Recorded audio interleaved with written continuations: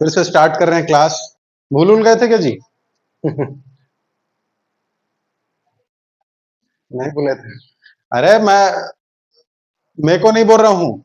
मैं बोल रहा हूँ क्लास का जो पढ़े हैं पहला, है ना, आधुनिक इतिहास ज्योग्राफी पढ़े थे, है ना। जो नहीं पढ़े हैं वो अलग बात है। बाकी इतिहास तो लास्ट क्लास जो चली थी वो इतिहास जो पढ़े थे, उसके पहले कला संस्कृति भूगोल ये सब पढ़े थे, वो याद है कि नहीं वो पूछ रहा था, है ना। आज जो है वो नया टॉपिक हमको देखना है। कौन सा? छत्तीसगढ़ में पंचायती राज या भारत में पंचायती राज? ठीक, एक बार फिर से बोल रहा हूं, आवाज क्लियर है सभी को? अगर किसी को क्लियर नहीं हो रहा होगा तो एक बार रीज्वाइन कर लीजिए, है ना, रीज्वाइन मार लीजिएगा। बाकी लोग को सही आ रहा है तो ठीक, चलिए। तो सबसे पहले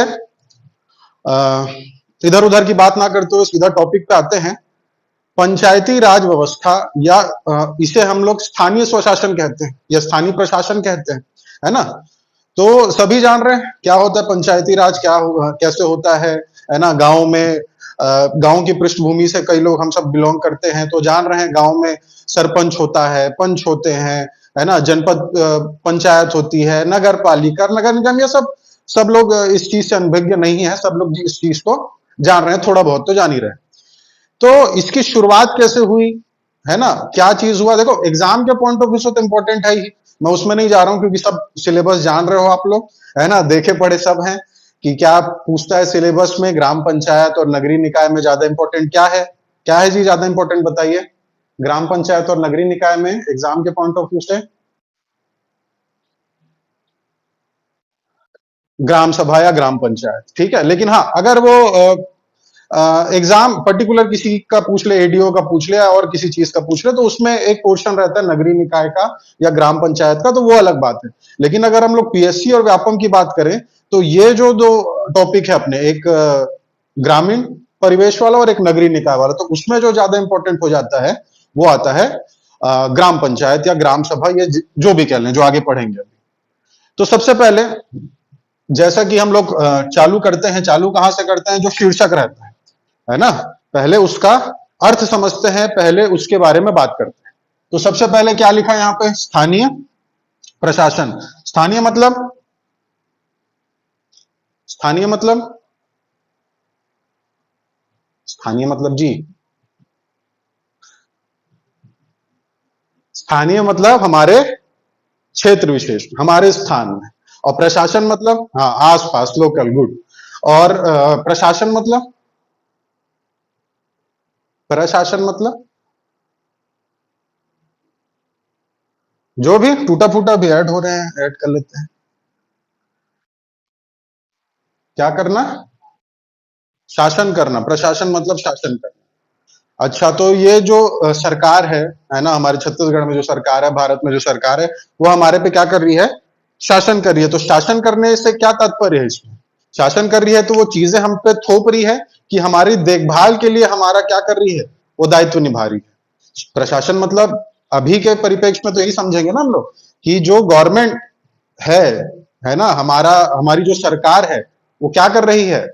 हमारे लिए कार्य कर रही है। क्यों क्यों कार्य कर रही है? उसका गरज है कार्य करने का। क्यों कार्य कर रही है जी सरकार हमारे लिए?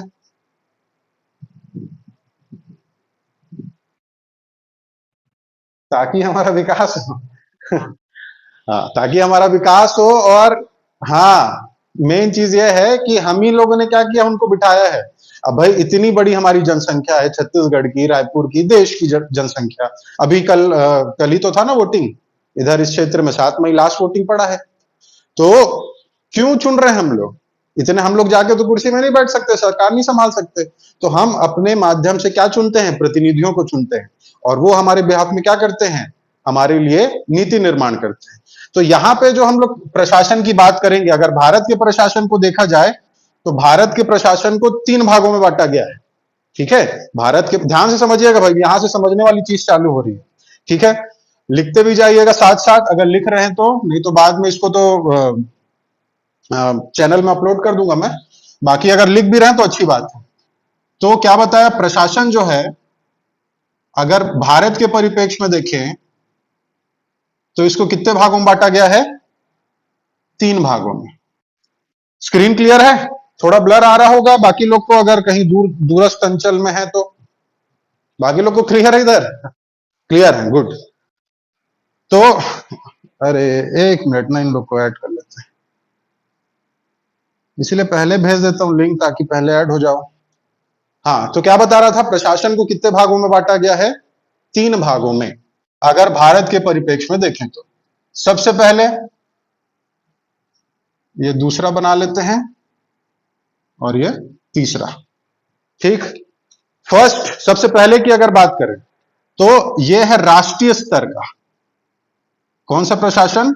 राष्ट्रीय स्तर का प्रशासन, या इसी को हम लोग केंद्रीय स्तर भी कहते हैं, है ना। राष्ट्रीय स्तर समझ गए? कौन बैठा है राष्ट्रीय स्तर में या केंद्र स्तर में प्रशासन शासन करने के लिए? जो अभी सेंट्रल गवर्नमेंट है, ठीक है, वो पूरे देश के लिए नीति निर्माण कर रही है। तो वो पहला जो प्रशासन का स्तर है वो कौन सा है? राष्ट्रीय स्तर या केंद्रीय स्तर। ठीक, दूसरा कौन सा होगा आप लोग बताइए?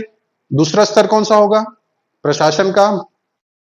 वेरी गुड, हाँ, प्रांतीय स्तर, या इसी को राजकीय स्तर भी कहते हैं, या राज्य का प्रशासन। प्रांतीय स्तर या राजकीय स्तर या राज्य का प्रशासन। और तीसरा क्या होगा? तीसरा क्या होगा? जिला स्तर। तीसरा होगा जिला स्तर। तो यहां पे आपको ध्यान रखना है भाई, कोई भी अगर प्रशासन के बारे में पूछे भारत का, तो भारत के प्रशासन को कितने भागों में बांटा गया है? एडमिनिस्ट्रेशन के पॉइंट ऑफ व्यू से अगर पूछे तो 3 है, केंद्रीय या राष्ट्रीय, दूसरा प्रांत यानी राज्य, और तीसरा है डिस्ट्रिक्ट लेवल पर जिला स्तर। ठीक, और आपको पता है राष्ट्रीय स्तर पे जो प्रशासन करता है, तो कोई भी आदेश या ऑर्डर निकलता है ना, या कोई भी अधिकारी होते हैं, वो किसके अंडर बोलते हैं कि मैं किसके अंतर्गत आता हूं? मैं भारत सरकार के अंतर्गत आता हूं। ठीक है, मैं किसके अंतर्गत आता हूं? भारत सरकार। तो ये जो केंद्रीय स्तर है ना, वो किसके अधीन है? भारत सरकार के अधीन। तो यहां पे ये ध्यान रखना है, भारत सरकार के अधीन। यहां पे कौन सी सरकार आएगी? यहां पे आएगी अपनी राज्य सरकार। और जिला स्तर में ये जो स्तर है वो कौन सी सरकार के अधीन होता है जी? ये जो जिला स्तर है वो कौन सी सरकार के अधीन होता है? हाँ, कमिश्नर कलेक्टर, अच्छा ठीक है, कलेक्टर सरकार पूछ रहा हूं, कलेक्टर सरकार तो नहीं है, वो तो पद है। ठीक है, तो ये भी इनडायरेक्टली इसी के अंतर्गत आता है, लेकिन हाँ, राज्य के अंतर्गत आएगा। लेकिन यहां पे क्या दिया गया है? विशेषाधिकार। ये जो जिला स्तर की हम बात कर रहे हैं, यही है क्या? स्थानीय प्रशासन। जैसे आपको पता है संविधान में अलग अलग भाग हैं, है ना। कितने भाग है संविधान में? 22 भाग हैं। वेरी गुड, संविधान में कितने भाग हैं? 22 भाग हैं। तो उन 22 भाग, जैसे अगर कोई नया बंदा या पढ़ रहा है, या कोई नया साथी है जिसको ये भाग क्या होता है, अनुच्छेद क्या होता है, अनुसूचियां क्या होती हैं, है ना, तो वो आगे हम लोग इसको चर्चा करेंगे जब संविधान की क्लास होगी, इसमें भी बताते चलूंगा मैं। देखो, इसको ऐसे समझना, ये जो भाग होता है, ये जो अनुसूचियां होती हैं, उसको जैसे एक बुक होता है ना, बुक, कोई भी बुक होता है, बुक में क्या होते हैं? इंडेक्स होते हैं, इंडेक्स। और इंडेक्स में क्या होता है? यूनिट 1, यूनिट 2, यूनिट 3, और उस यूनिट के अंतर्गत क्या होता है? चैप्टर्स होते हैं। तो उसको वैसे ही समझिए, संविधान की बुक है, उसको कितने भाग में बांटा गया है, यानी कितने यूनिट्स में बांटा गया है? तो 22 भाग में। और हर भाग में एक अलग अलग विषय उसमें दर्शाया गया। जैसे कि ये जो हम बात कर रहे हैं प्रशासन की, राष्ट्रीय स्तर के प्रशासन की, ये संविधान के किस भाग में है? तो ये भाग 5 में है। याद करते चलिए, तुरंत बात के लिए मत रखिएगा। भाग 5 में क्या बताया गया है? केंद्रीय स्तर का प्रशासन या राष्ट्रीय स्तर का प्रशासन, भाग 5। वैसे प्रांत स्तर का प्रशासन कौन से भाग में है? तो भाग 6 में है। गुड, ऐड हो रहे थे, कहां गए? ठीक, भाग 6 में। और वैसी जिला स्तर का जो प्रशासन है वो 2 भाग में है, याद रखिएगा। ठीक है, ये जो जिला स्तर का प्रशासन, ये दो भाग में, एक भाग 9, और उसी के अंतर्गत है भाग 9A। इतना क्लियर हुआ सबको? इतना क्लियर है? देखो पार्ट पार्ट में बता रहा हूँ, एकदम भारी भरकम नहीं थोप रहा हूँ ये वो बलवंत राय मेहता समिति तो अशोक सिंघल ये समिति वो बाद में देखेंगे। ठीक है, अभी बेसिक से चालू कर रहे हैं, है ना? एबीसीडी जानेंगे, फिर उसका इतिहास जानेंगे, फिर धीरे से एकदम वो आर्टिकल वो सब चीजों में आएंगे। यहाँ पे आपको ये समझना है, फिर से बोल रहा हूँ, स्थानीय प्रशासन पढ़ रहे हैं। प्रशासन को भारत के परिप्रेक्ष्य में 3 भाग में बांटा गया है: केंद्रीय स्तर या राष्ट्रीय स्तर, दूसरा राजकीय स्तर और तीसरा जिला स्तर। भारत सरकार के अधीन आता है, ये नाम से ही समझ में आ रहा है, ये राज्य सरकार के अधीन। कौन से भाग में है इससे प्रश्न पूछता है ना? तो भाग 5 राष्ट्रीय स्तर, भाग 6 प्रांतीय स्तर और जिला स्तर भाग 9 और भाग 9(1). अब यहां पे आप बोलोगे सर राज्य स्तर में तो भाग 6 ही है, राष्ट्रीय स्तर में भाग 5 है, ये जिला स्तर में 2 क्यों है? ऐसा कई लोग के मन में आ रहा होगा जो फर्स्ट टाइम क्लास कर रहे हैं या जो फर्स्ट टाइम इस चीज के बारे में पढ़ रहे हैं। बाकी जो पढ़ चुके हैं उनको पता है ना? तो इसकी चर्चा अभी नेक्स्ट पार्ट में करते हैं। अभी नेक्स्ट इतना क्लियर हुआ, ये याद हुआ 5, 6, 9 और 9(1). कैसे जी? हाँ चलिए मिटा दूं।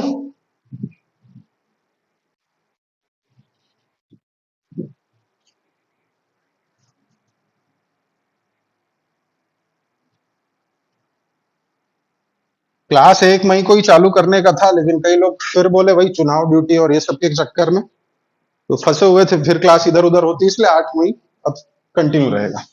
चलिए तो अभी हम लोग देखें राष्ट्रीय, राजकीय और जिला स्तर। अब क्योंकि हमारा जो टॉपिक है वो क्या है? स्थानीय प्रशासन। और इस स्थानीय प्रशासन, ये 3 प्रशासन जो पढ़े, राष्ट्रीय, राजकीय और जिला, इसमें से किसके अंतर्गत आएगा? पहला, दूसरा कि तीसरे के अंतर्गत आएगा ये स्थानीय प्रशासन? किस वाले के अंतर्गत आएगा जी? तीसरे, गुड। जिला प्रशासन, है ना? तो जिला प्रशासन को देखते हैं। जिला प्रशासन,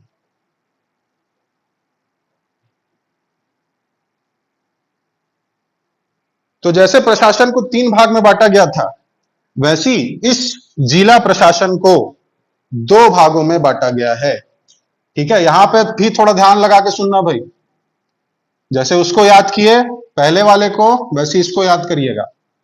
प्रशासन के 3 भाग, केंद्रीय, राजकीय और जिला। अब जिले के भी 2 भाग हैं।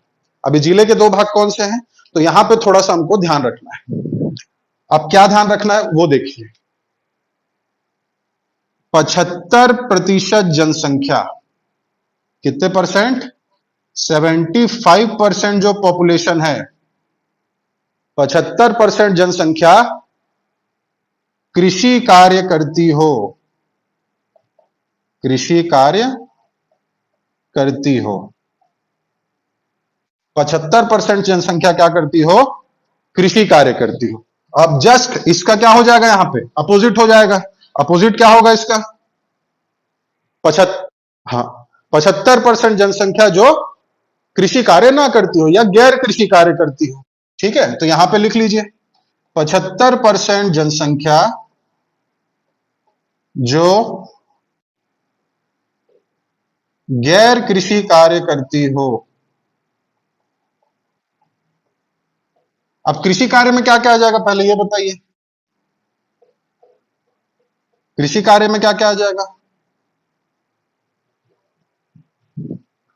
कृषि कार्य में क्या आ जाएगा सर? कुछ भी पूछते हो, कृषि कार्य में तो वही आएगा, धान बो रहे हैं, चावल बो रहे हैं, सब्जी भाजी बो रहे हैं। इसके अलावा जो मत्स्य पालन है, जो कुक्कुट पालन है ना, जो पोल्ट्री फार्म है, वो भी इसके अंतर्गत अब लिया जाता है। ठीक है, तो कृषि कार्य कर रही है और दूसरा गैर कृषि। अब गैर कृषि कार्य में क्या आएगा? कोई बिजनेस कर रहा है ना, कोई मेहनत मजदूरी कर रहा है, नौकरी कर रहा है, गुड, है ना? तो ये सब किसमें आ जाएंगे? गैर कृषि कार्य। अब जिला प्रशासन के अंतर्गत, अब जिले में जरूरी थोड़ी है भाई कि सबके सब एक ही काम करें, अलग अलग हो सकते हैं। तो ऐसा जिला या ऐसा क्षेत्र जहां की जनसंख्या, और कितनी जनसंख्या? 75% जनसंख्या क्या करती है? खेती बाड़ी ये सब करती है, कृषि कार्य करती है। उसे क्या क्षेत्र घोषित किया जाएगा? उसे कहा जाएगा ग्रामीण क्षेत्र। क्लियर है? ग्रामीण क्षेत्र या ग्रामीण निकाय भी कह सकते हैं हम। ग्रामीण क्षेत्र बोले या ग्रामीण निकाय। और ऐसे क्षेत्र, ऐसे जिला जहां पे 75% जनसंख्या जो पॉपुलेशन है वो गैर कृषि कार्य कर रही है, मतलब खेती के अलावा बिजनेस कर रही है, मेहनत मजदूरी कर रही है, नौकरी चाकरी कर रही है। अब वो क्या कहलाएगी? ये ग्रामीण क्षेत्र कहलाता था, ये क्या कहलाएगा? शहरी क्षेत्र या नगरीय निकाय। इसको ग्रामीण निकाय बोले थे, ये नगरीय निकाय। अब आपको याद होगा अभी 5 मिनट पहले, 5 मिनट नहीं 3 मिनट पहले पढ़े हैं, क्या पढ़े हैं कि जिला प्रशासन को 2 भाग में बांटा गया था। कौन कौन से भाग था? एक भाग 9 था और एक भाग 9A था। Good, very good. तो यही चीज है ये। अब ये ग्रामीण क्षेत्र को किसमें रखा गया है? भाग 9 में रखा गया है। भाग 9 में संविधान का भाग 9 क्या कहलाता है? ग्रामीण क्षेत्र का प्रशासन, है ना। और भाग 9A क्या कहलाएगा? वो नगरीय निकाय। इतना क्लियर है सभी को, जितने जुड़े हैं अभी? हाँ चलिए।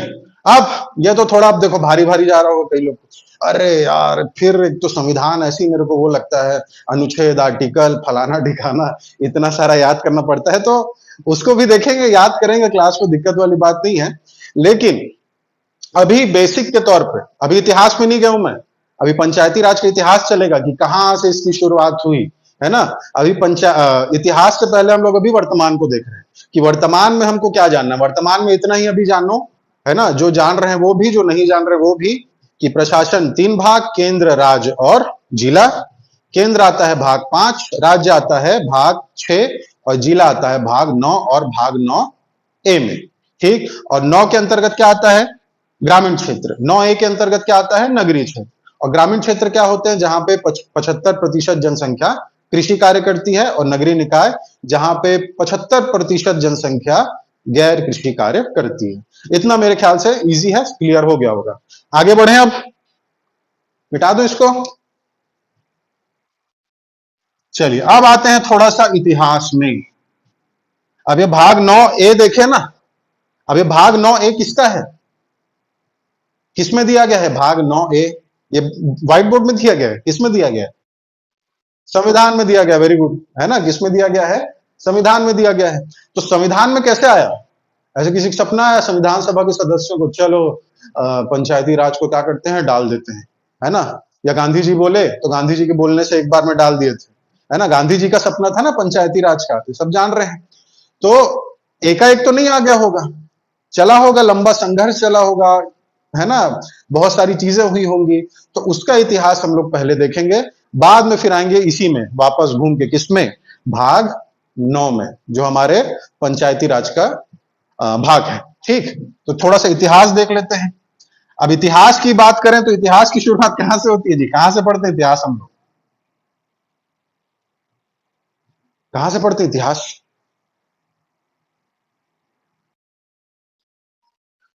अच्छा, ब्रिटिश इतिहास पढ़ते हैं। हाँ, पाकिस्तान के हो क्या आप?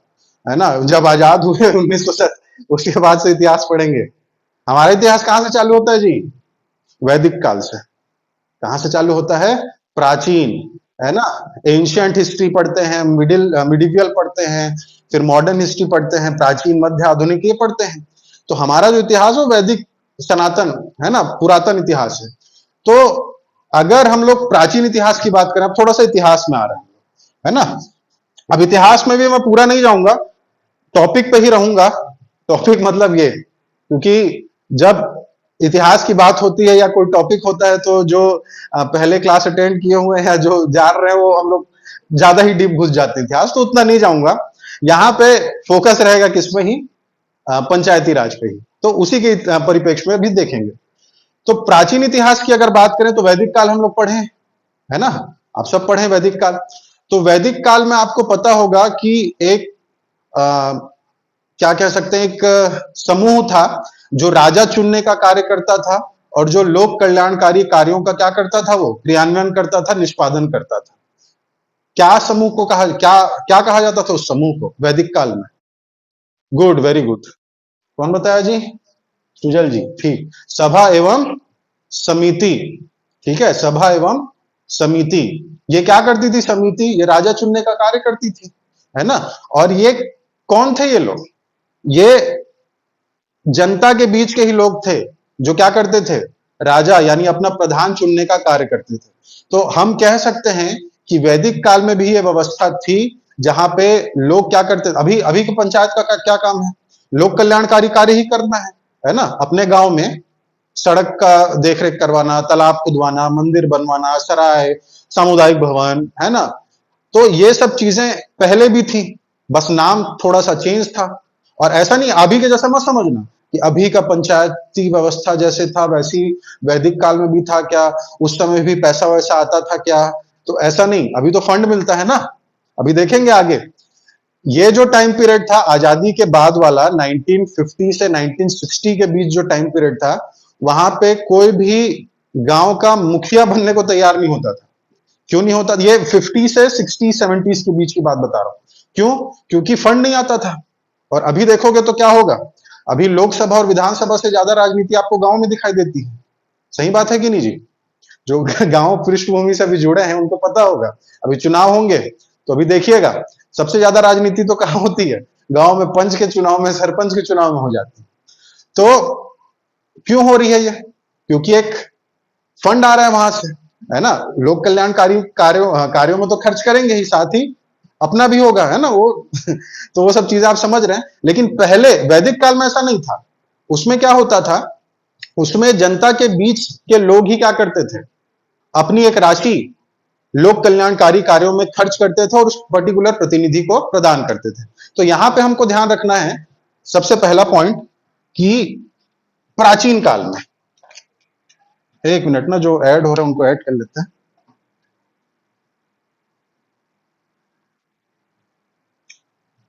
तो अगर प्राचीन काल की बात करें तो प्राचीन काल में वैदिक सभ्यता के समय दो इकाइयां थी। कौन कौन सी, नाम बताया अभी? सभा एवं समिति। ठीक है, ये पंचायतों का इतिहास देख रहे हैं भाई हम लोग, है ना। सभा एवं समिति। वैदिक काल के बाद रामायण काल, महाभारत काल, ये सब भी पढ़े जाते हैं। ठीक है। तो अगर महाभारत काल में भी, महाभारत काल में अलग अलग, महाभारत को अलग अलग चैप्टर्स में बांटा गया है। क्या क्या कहा जाता है उसे? जैसे रामायण में कांड होते हैं, वैसे महाभारत में क्या होता है, चैप्टर को क्या कहा गया जी? पर्व कहा गया है। क्या कहा गया है?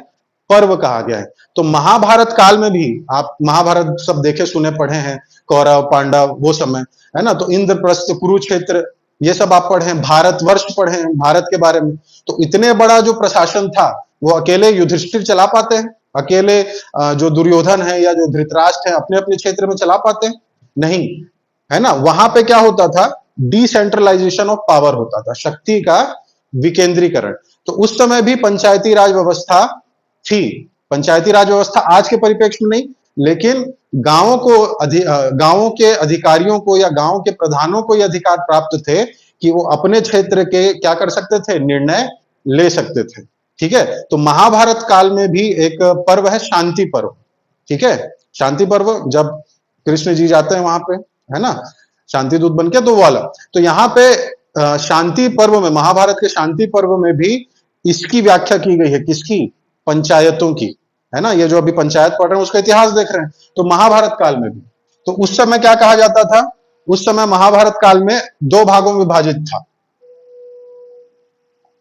जो पंचायती राज व्यवस्था है वो महाभारत काल में, या जो पंचायतें थी, दो भागों में विभाजित थी। एक होती थी पुर और एक होती थी जनपद। पुर नाम से समझ में आ रहा है, पुर मतलब, पुर मतलब जी कैसे कर रहे हो? हाँ, गुड। पुर मतलब क्या होता है, नगर, है ना। और जनपद उस समय कहा जाता था जो नगर से थोड़े छोटे होते। तो यहां पे आपको ध्यान देना है, पुर, जैसे अभी पुर बोलते हैं ना, ब्रह्मदेव राय या रामचंद्र राय का नगर रायपुर, बिलासाबाई का नगर बिलासपुर। तो पुर मतलब होता है नगर। तो यहां पे भी महाभारत काल में भी दो भागों में विभाजित थे, पुर और जनपद। और जो जैसे अभी सरपंच कहते हैं गांव में, गांव के मुखिया को क्या कहा जाता है, सरपंच कहा जाता है। वैसी वार्ड के मुखिया को, शहरों में वार्ड हो जाते हैं, है ना, वार्ड के मुखिया को क्या कहा जाता है जी? पार्षद कहा जाता है। हाँ, और पार्षद लोग के ऊपर कौन होता है? नगर निगम का महापौर होता है। तो वैसे ही महाभारत काल में क्या होता था? ग्राम योजक होता था। क्या होता था? ग्राम योजक, जो क्या करता था? अपने क्षेत्र यानी अपने ग्राम का प्रशासन संभालता था। ठीक, अब ज्यादा इसमें नहीं जाते। तो सभा व समिति कौन से टाइम पीरियड की? यह है वैदिक काल की, है ना? ये वैदिक काल की इकाई है। महाभारत काल की अगर बात करें प्राचीन इतिहास में, तो ग्राम योजक आपको याद रखना है। ठीक, उसी तरह थोड़ा आगे बढ़ते हैं। आ, सबसे बड़ा वंश कौन सा था अपने यहां? सबसे पहला और सबसे बड़ा वंश, बड़े वंश तो बहुत और हुए, लेकिन सबसे पहला जिसने अपना साम्राज्य विस्तार कर दिया था बहुत दूर देशों तक, मौर्य वंश। Very good. कौन सा वंश? मौर्य वंश। तो उस मौर्य वंश की सीमा भी बहुत बड़ी थी। तो अकेले चंद्रगुप्त या अकेले अशोक पूरे शासन को संभाल पाते क्या? नहीं। तो सबसे नीची जो इकाई थी, जो जिला स्तर या जो ग्राम स्तर या जो पूर्व यानी जो नगर स्तर है, तो वहां पे भी क्या होते थे? पूर्व प्रधान होते थे।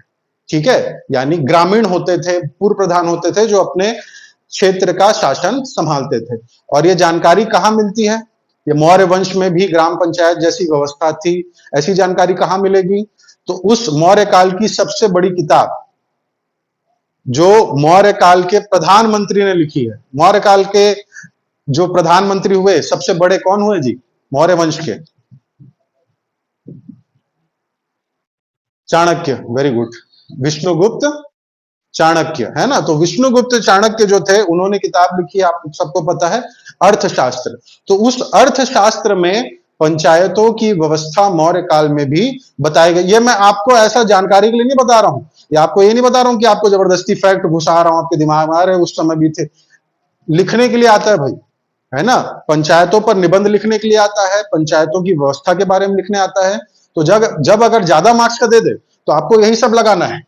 कितना आप बलवंत राय मेहता समिति, कितना आप अशोक मेहता समिति, और कितना आप फलाना सिंघवी समिति, तो थुंगल समिति, तो गॉडगिल समिति, कितना लिखोगे? ठीक है, आपको हमारे भारत का इतिहास, हमारे भारत की संस्कृति, भारत की पृष्ठभूमि बतानी है। तो उसमें एक दो पॉइंट आपको उसमें सुनिश्चित करना है। तो यहां पे आपको ध्यान रखना है कि मौर्य काल में मौर्य वंश के जो प्रधानमंत्री थे चाणक्य, तो चाणक्य के अर्थशास्त्र में भी पंचायतों की व्यवस्था विद्यमान थी। ठीक है, तो आप इसको भी लिख लीजिएगा भाई प्राचीन इतिहास में। मौर्य वंश, मौर्य वंश में चाणक्य के अर्थशास्त्र में क्या बताया गया है? पंचायती राज के बारे में या पंचायतों की व्यवस्था के बारे में। भारी भारी तो नहीं जा रहा है जी? कैसे? भारी भारी जा रहा है क्या? जा भी रहा होगा तो कैसे करोगे? पढ़ना है। ठीक है नहीं जा रहा है, गुड।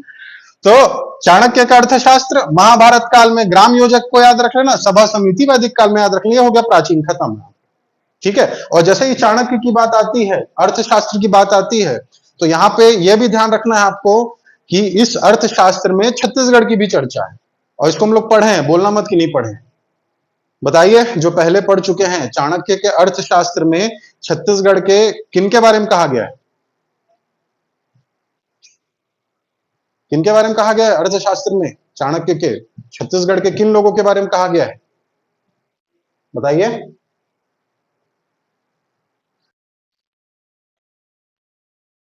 Good, very good. ठीक है, छत्तीसगढ़ के आदिवासियों के बारे में कहा गया है। और क्या कहा गया है? ये भी बताओ, क्या कहा गया है?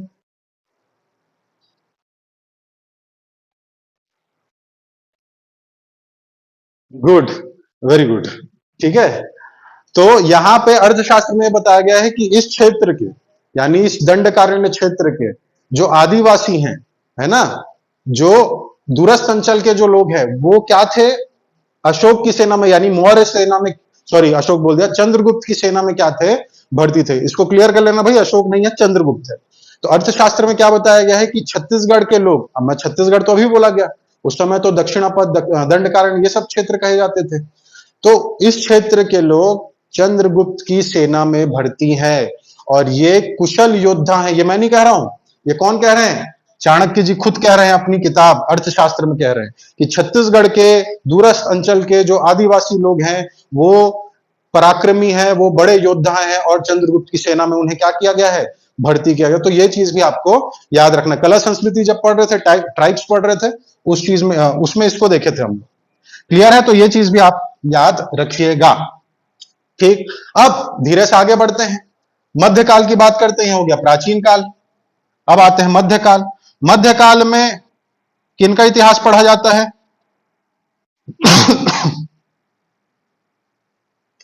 यही जो बाहरी आक्रांता आए, ठीक है, लूट खसोट करने आए थे और अपना इतिहास जबरदस्ती एनसीईआरटी में घुसवा के चले गए। किनकी बात कर रहा हूं? मुगल। ठीक है, हाँ, अंग्रेज का है, अरे मध्य, वो तो आधुनिक में आएंगे ना, मध्यकाल में। मध्यकाल में जो मुगल है उनके टाइम पीरियड में भी क्या था? पंचायती राज व्यवस्था विद्यमान थी। और छत्तीसगढ़ के मध्यकाल में जो अब हम लोग पढ़ते हैं मराठा काल, है ना, तो मराठा काल में भी ये व्यवस्था विद्यमान थी। यहां पे आप अभी के परिप्रेक्ष्य में मत देखिएगा भाई, ठीक है, इसको अभी के परिप्रेक्ष्य में मत देखिएगा कि अभी की पंचायती राज व्यवस्था, अभी सरपंच होते थे, पंच होते थे, नहीं। वो आगे बताऊंगा आपको कि किस तरह से ये व्यवस्था लागू थी और अंग्रेजों ने उसको और किस तरह से क्या किया था? यूज किया था अपने स्वार्थ के लिए। ठीक, तो आपको याद रखते चलिए, प्राचीन, मध्य। इसके बाद आते हैं सबसे इंपॉर्टेंट वाला, आधुनिक काल। अब यहां से आपको डेट याद करना थोड़ा सा चालू करना है भाई, डेट सही तभी देखेंगे। अभी भी ऐड हो रहे हैं, एक मिनट। अब आते हैं आधुनिक की चर्चा।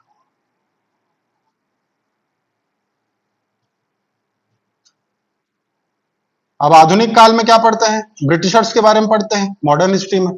ठीक है, तो यहां पे आपको ध्यान देना है, सबसे पहला डेट 1864, 1864, 1864। डेट याद करते चलो, डेट याद करते चलिए भाई, जितने लोग हैं। इसके पहले भाग भाग पढ़े थे, भाग भाग सब याद हुआ?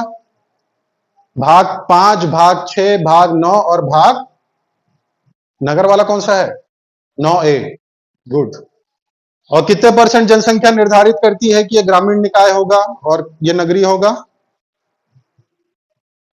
हाँ, कभी कभी एकदम सिली टाइप के, इस टाइप के क्वेश्चन आ जाते हैं कि कितनी प्रतिशत जनसंख्या गैर कृषि कार्य करती है, तो ऐसे दे देगा 75, 80, 90, 25, 50, इस टाइप से, है ना। तो याद रखना 75, इजी है।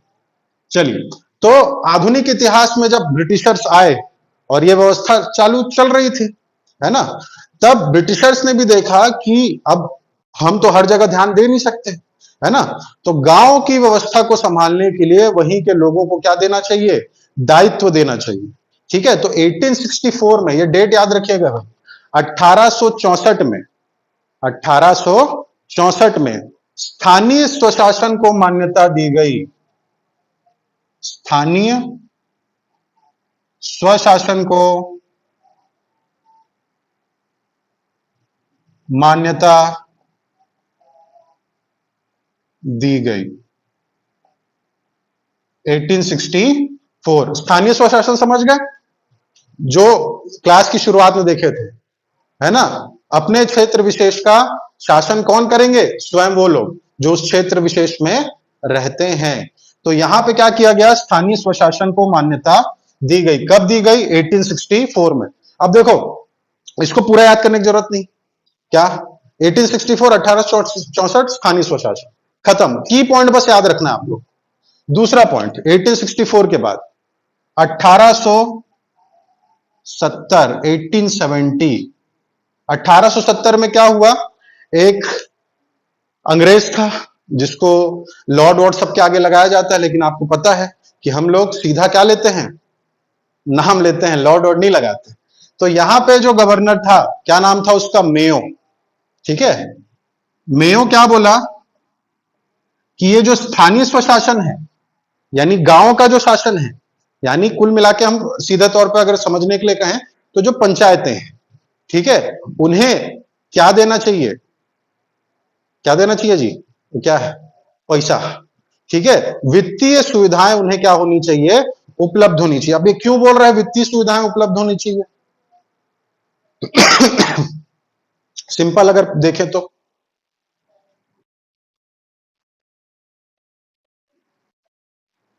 रोटी कपड़ा मकान का जुगाड़ हो पाएगा?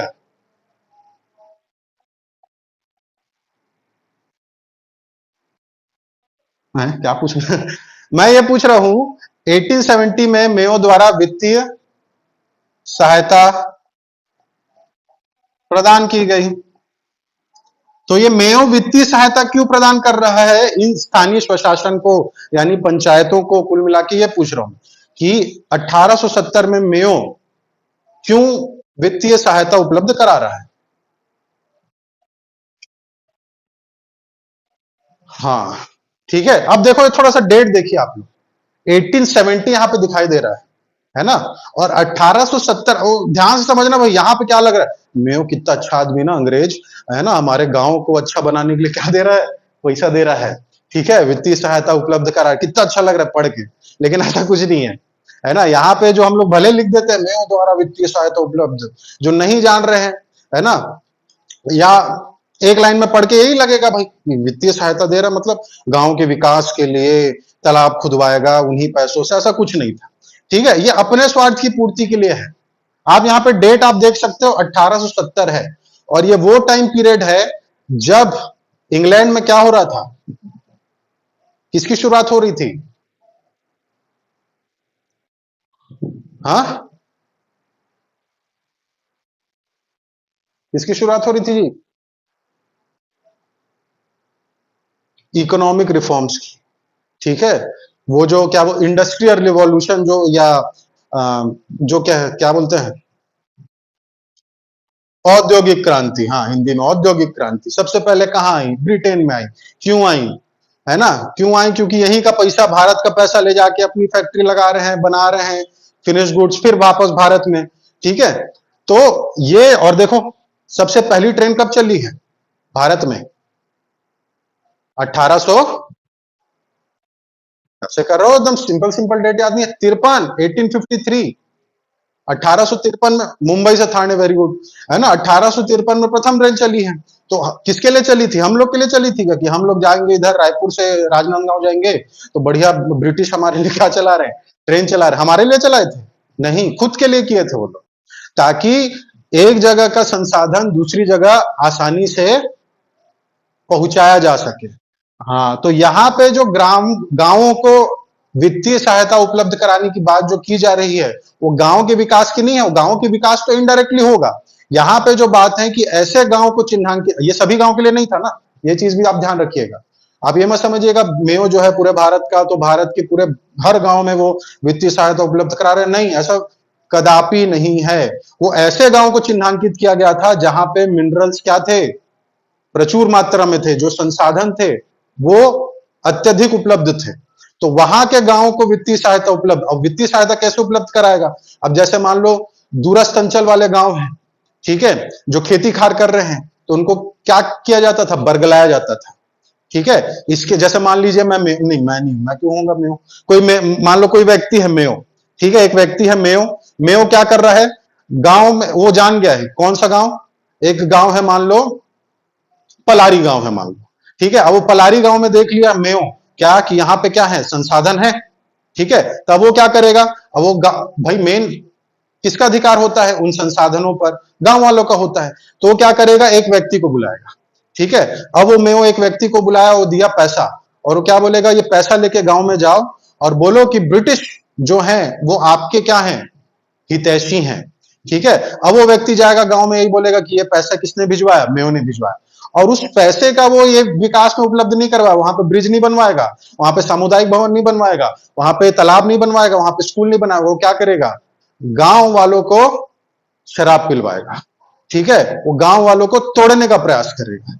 तो ये, और वो तोड़ने टूटने के बाद क्या करेगा? अपनी स्वार्थ की पूर्ति फिर धीरे से करेगा, वो बोलेगा कि ये ब्रिटेन यहाँ पे मतलब ब्रिटिश चाह रहे हैं कि वहां पे खदान बनाए या यहाँ पे नील की खेती करें या जो भी करें, ठीक है। तो इस तरह से क्या किया जा रहा था, वित्तीय सहायता उपलब्ध कराई जा रही थी गांव में, लेकिन किसके लिए, खुद के स्वार्थ की पूर्ति के लिए। तो यहाँ पे आप देखोगे तो यहाँ पे आप ये मत समझिएगा कि ग्राम पंचायतों को सुदृढ़ करने के लिए, गांव के स्थानीय स्वशासन को मजबूत करने के लिए मेयो द्वारा वित्तीय सहायता उपलब्ध कराई जा रही है, ऐसा कदापि नहीं है। क्लियर है जी? कैसे? हाँ, तो यहां पे आप ध्यान रखिएगा, मेयो द्वारा वित्तीय सहायता प्रदान किया गया, लिखे हैं क्योंकि प्रश्न आता है ना, लेकिन उसका रीजन हमको जानना आवश्यक है। तो 1864 में स्थानीय स्वशासन को मान्यता और 1870 में मेयो द्वारा वित्तीय सहायता प्रदान किया गया। उसके बाद एक डेट आता है 1882, यह सबसे इंपॉर्टेंट डेट है, इसको मार्किंग कर लीजिएगा। 1882 इस समय था रिपन, नाम सुने होंगे रिपन,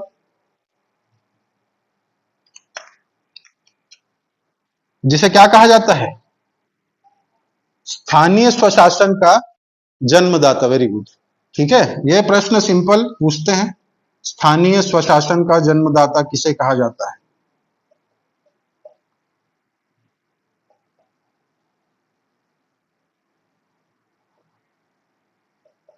तो रिपन को कहा जाता है, सिंपल सीधा प्रश्न पूछता है, ठीक है। अब क्यों कहा जाता है, क्यों कहा जाता है रिपन को स्थानीय स्वशासन का जन्मदाता? क्योंकि इसके समय यानी 1882 में क्या हुआ था, दो स्तर की इसने स्वशासन व्यवस्था लागू की, ठीक है। अभी अपने यहां कितने स्तर की पंचायती व्यवस्था है या स्वशासन का कितना चरण है? त्रिस्तरीय। Very good. कौन कौन से तीन स्तर हैं? सबसे ग्राम पंचायत, गुड, ग्राम पंचायत, जनपद या वही जो ब्लॉक कहते हैं, और सबसे ऊपर में होता है जिला पंचायत, ठीक है। तो इस रिपन ने क्या किया था, अच्छे से प्रशासन को संभालने के लिए दो स्तर इसने लागू किया था, ठीक है। रिपन ने कितने स्तर लागू किया था? दो स्तर लागू किया था। अब वो दो स्तर कौन कौन से थे? एक था जिला बोर्ड,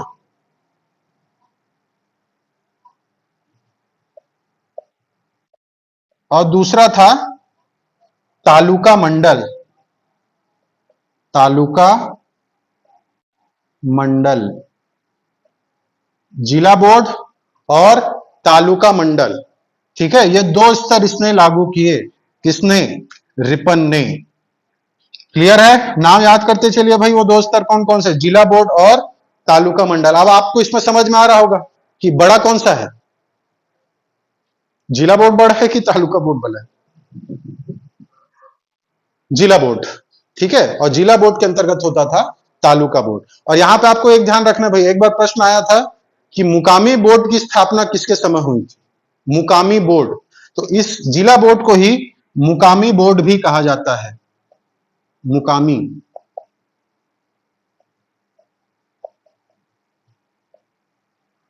तो किसके समय? रिपन के समय। और भी है बहुत सारी चीजें, लेकिन एग्जाम के पॉइंट ऑफ व्यू से आपको इतनी चीजें याद रखनी है। 1882 रिपन, दो स्तर की व्यवस्था इसने लागू की थी, जिला बोर्ड और तालुका मंडल। जिला बोर्ड को ही क्या कहा जाता है? और मुकामी बोर्ड। दिख रहा है कि नहीं? हाँ दिख रहा है। चलिए, और इसे क्या संज्ञा दी गई है? स्थानीय स्वशासन का जन्मदाता कहा जाता है, ठीक। अब आगे बढ़ते हैं। डेट याद हो रहा है? सबसे पहला डेट 1864, 70 और 1882।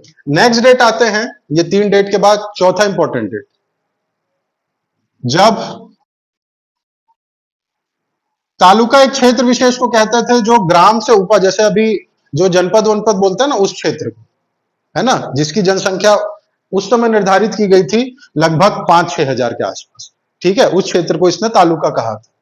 अभी और डिटेल देखेंगे इसका, अभी सिर्फ और सिर्फ मैं आपके माइंड में एबीसीडी बिठवा रहा हूं, है ना, क्योंकि ये सब का भी पूरा लंबा लंबा डिटेल है, वो बाद में देखेंगे। अभी आपको ध्यान रखना है डेट और उससे संबंधित ये इंपॉर्टेंट चीजें। दो स्तर, जिला और तालुका, एक क्षेत्र विशेष, और उससे ऊपर होता था जिला, जिसे मुकामी बोर्ड भी कहा जाता था। क्या बता रहा था? हाँ, नेक्स्ट डेट है 1882 के बाद 1907। 1907 में अब क्या हुआ?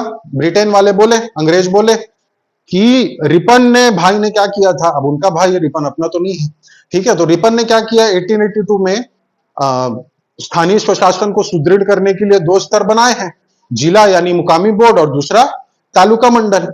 तो ये ठीक ढंग से काम कर पा रहे हैं कि नहीं, है ना, ये अच्छे से काम कर रहे हैं कि नहीं कर रहे हैं, उसकी जांच के लिए इसने क्या किया था, अंग्रेजों ने एक समिति बनाई थी, एक बोर्ड बनाया था। तो वो बोर्ड कब बनाया था, तो 1907 में बनाया था, ठीक है। तो यहां पे आपको सिर्फ अब किसी उसका नाम याद नहीं रखना है कि इसके आप बोर्ड का अध्यक्ष ये था, ये सब सदस्य थे, वो याद नहीं रखना। सिर्फ याद रखना है कि जांच के लिए आयोग कब बना, तो 1907 में। तो लिख लीजिए, स्थानीय स्वशासन की जांच के लिए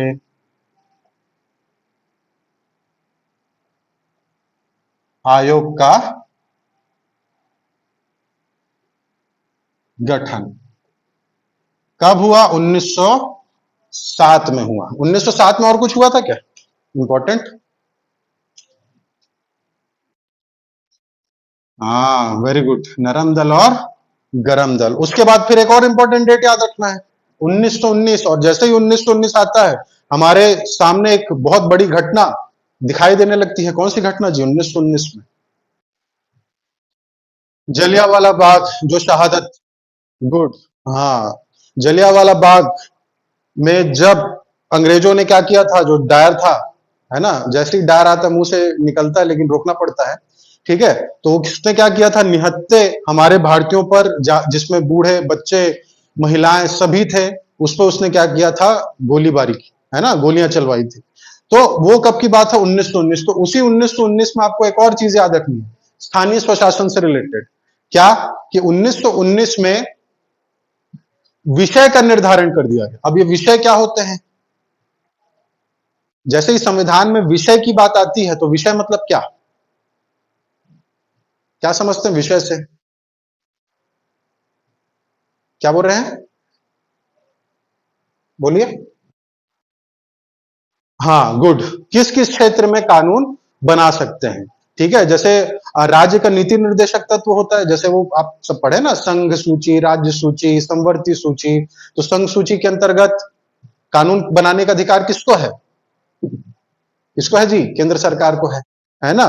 फिर सेंट्रल गवर्नमेंट, गुड। राज्य सूची के विषय, विषय है ना, यानी कि ऐसे टॉपिक या ऐसे कानून जिसका अधिकार सिर्फ किसको है, उस पर्टिकुलर, जैसे कि अभी 1919 की बात कर रहे हैं, 1919 में विषय का निर्धारण कर दिया गया, ठीक है। किसके लिए, ग्रामीण स्तर के लिए, किसके लिए, ग्रामीण स्तर के लिए। पहले ग्रामीण स्तर के कुछ छुटपुट जो चीजें हैं, है ना, उसी के लिए बस निर्धारित किया, पूरे व्यवस्था नहीं करेंगे। अब जैसा गांव 1919 में गांव वाले क्या बोल दिए कि हमको तो ब्रिटिश अधिकारियों ने क्या दिया है, ऑर्डर दिया है, मतलब हमको कहा है, हमको अधिकार दे दिया है कि अपने क्षेत्र के जितने भी नियम कायदे कानून है वो कौन बनाएगा, वो हम बनाएंगे, यानी गांव वाले बनाएंगे। ऐसा नहीं था, ठीक है, ऐसा नहीं था, कुछ मामलों में ही, ठीक है। अब मान लो 100 विषय हैं, तो 100 में से एक दो विषय ही क्या कर दिया गया था, गांव वालों पे निर्धारित कर दिया गया था, ठीक है। जैसे तालाब की खुदाई, जैसे मंदिर निर्माण या मस्जिद निर्माण, वो गांव की जनसंख्या पे डिपेंड करता था। तो इस क्षेत्र, इसी टाइप के विषय दे दिए गए थे किनको, गांव वालों को, ठीक है। किनके द्वारा, अंग्रेजों के द्वारा। अब ये सब विषय वाले, ये सब विषय या ये सब कानून नहीं दिया गया था कि कितना टैक्स दिया जाएगा ब्रिटिशर को, ये गांव वाले ही निर्धारित करेंगे, ये सब नहीं था। तालाब की खुदाई, भवन निर्माण हो गया, या फिर मंदिर निर्माण हो गया, मस्जिद निर्माण, वो भी जनसंख्या की दृष्टि से, जनसंख्या को देखते हुए ऐसे कुछ विषय दिए गए, कब, 1919 में, ठीक है। तो लिख लीजिए, कुछ विषय, या ब्रैकेट में समझने के लिए लिख लो, कानून ग्रामीण स्तर में या प्रदान किए गए,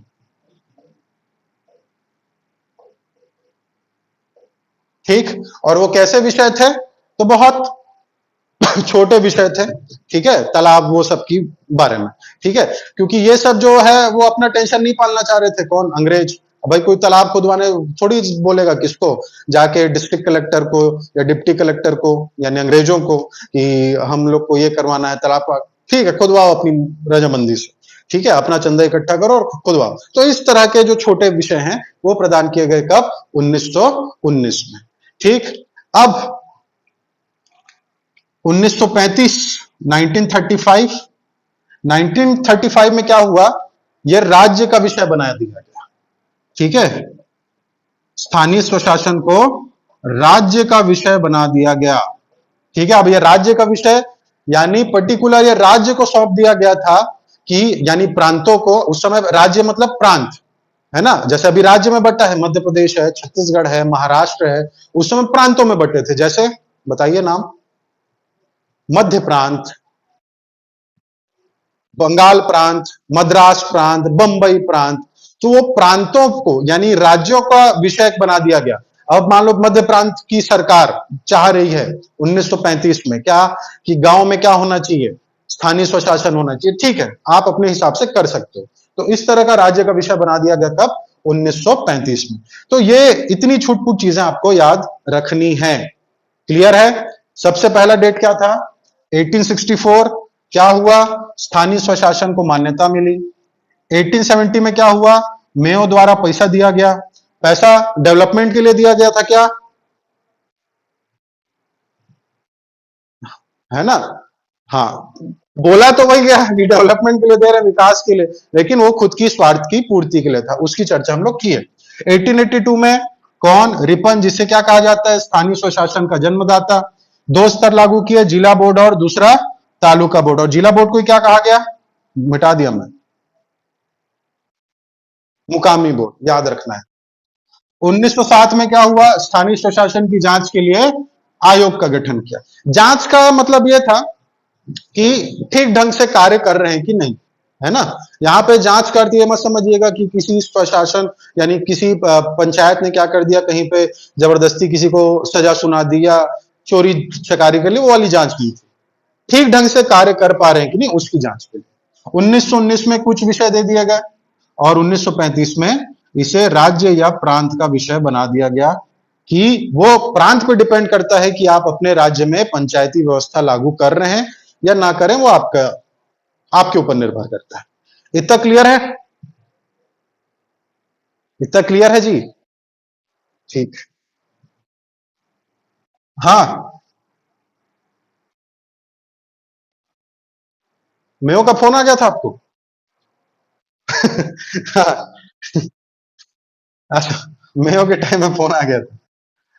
मेयो का ये था, क्या था जी मेयो का, हाँ, मेयो का ये था कि मेयो ने स्थानीय स्वशासन को यानी पंचायतों को वित्तीय सहायता उपलब्ध कराने की उसने बात कही थी, और वो कराता भी था।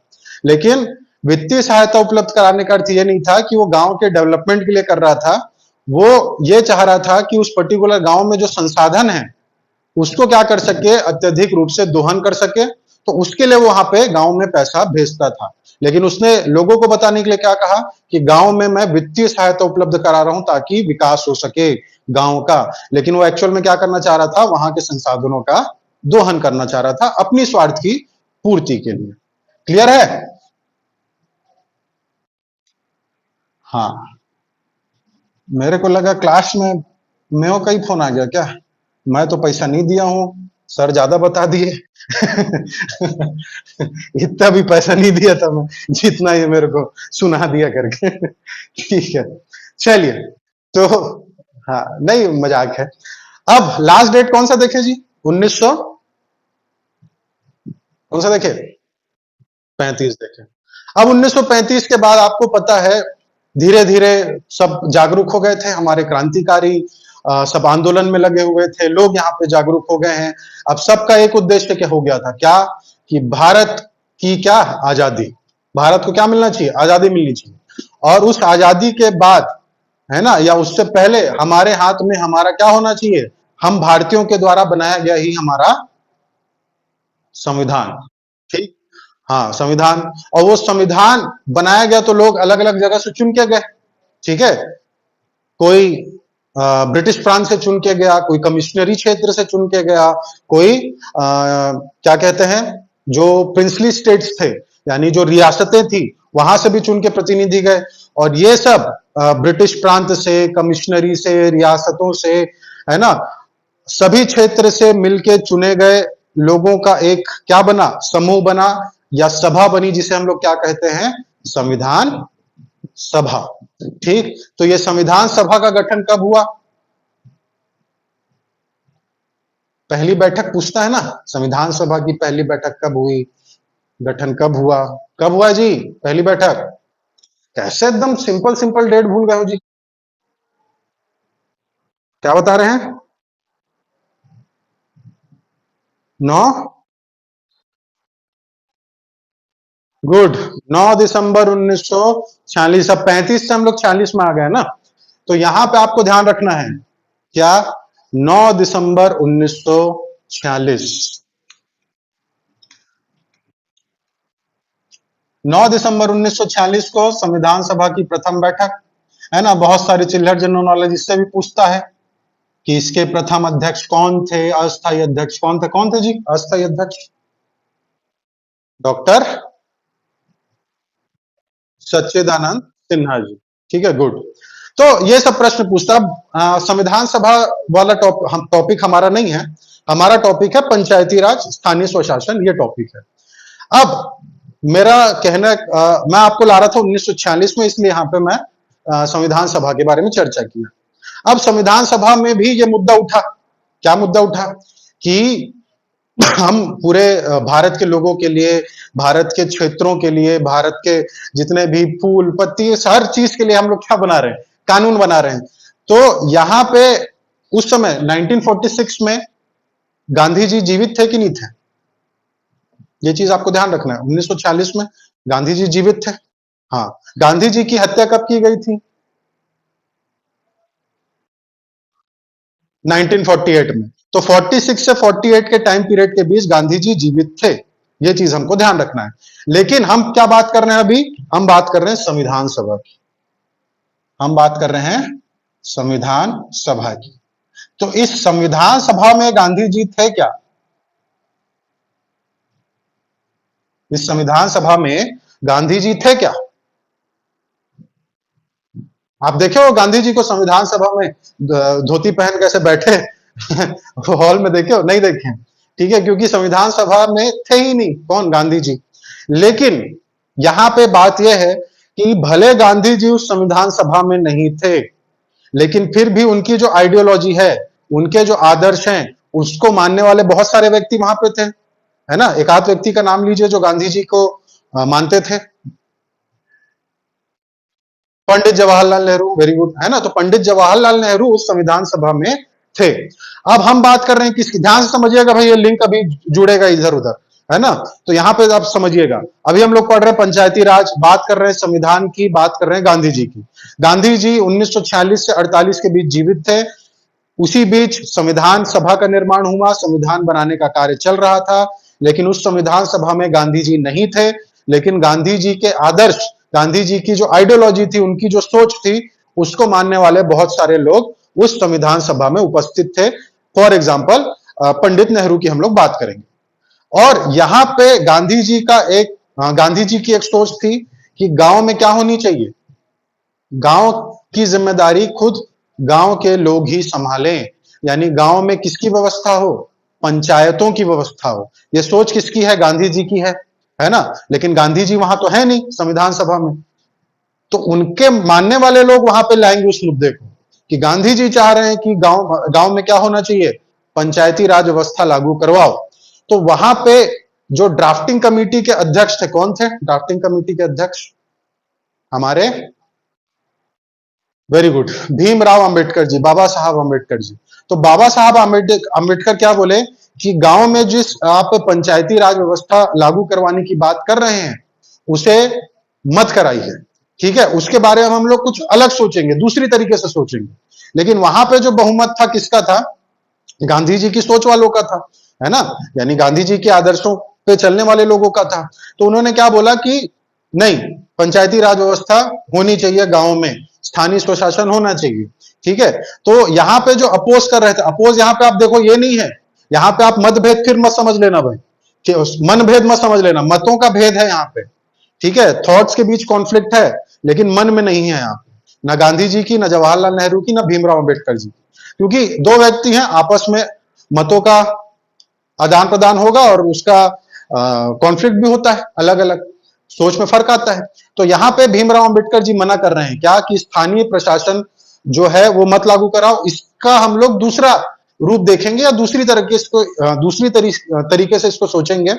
तो यहाँ पे मेरा एक प्रश्न है कि जैसे गांधी जी बोल रहे हैं पंचायती राज व्यवस्था लागू करो, गांव के लोग ही गांव के बारे में अच्छा जानते हैं, तो गांव का शासन गांव के लोग ही अच्छा संभाल सकते हैं, इसलिए गांधी जी बोल रहे हैं।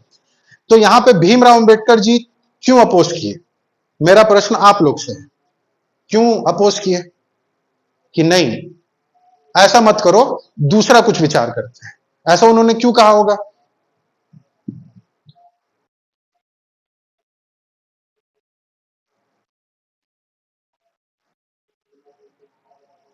केंद्र से जो पैसा आएगा वो गांव लेवल तक पहुंच नहीं पाएगा, इसीलिए वो मना किए। ठीक, एक उत्तर यह हुआ। और क्या हो सकता है बताइए? आप भीमराव जी को अगर आप देखे हैं, पढ़े हैं, सुने हैं, तो आप उस परिप्रेक्ष्य में देखिए।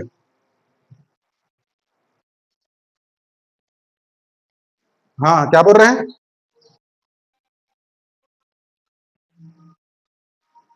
सारे नहीं समझ पा रहा हूं। केंद्रीकरण के लिए, अच्छा ठीक, और बाकी? हाँ, गांव का मुखिया।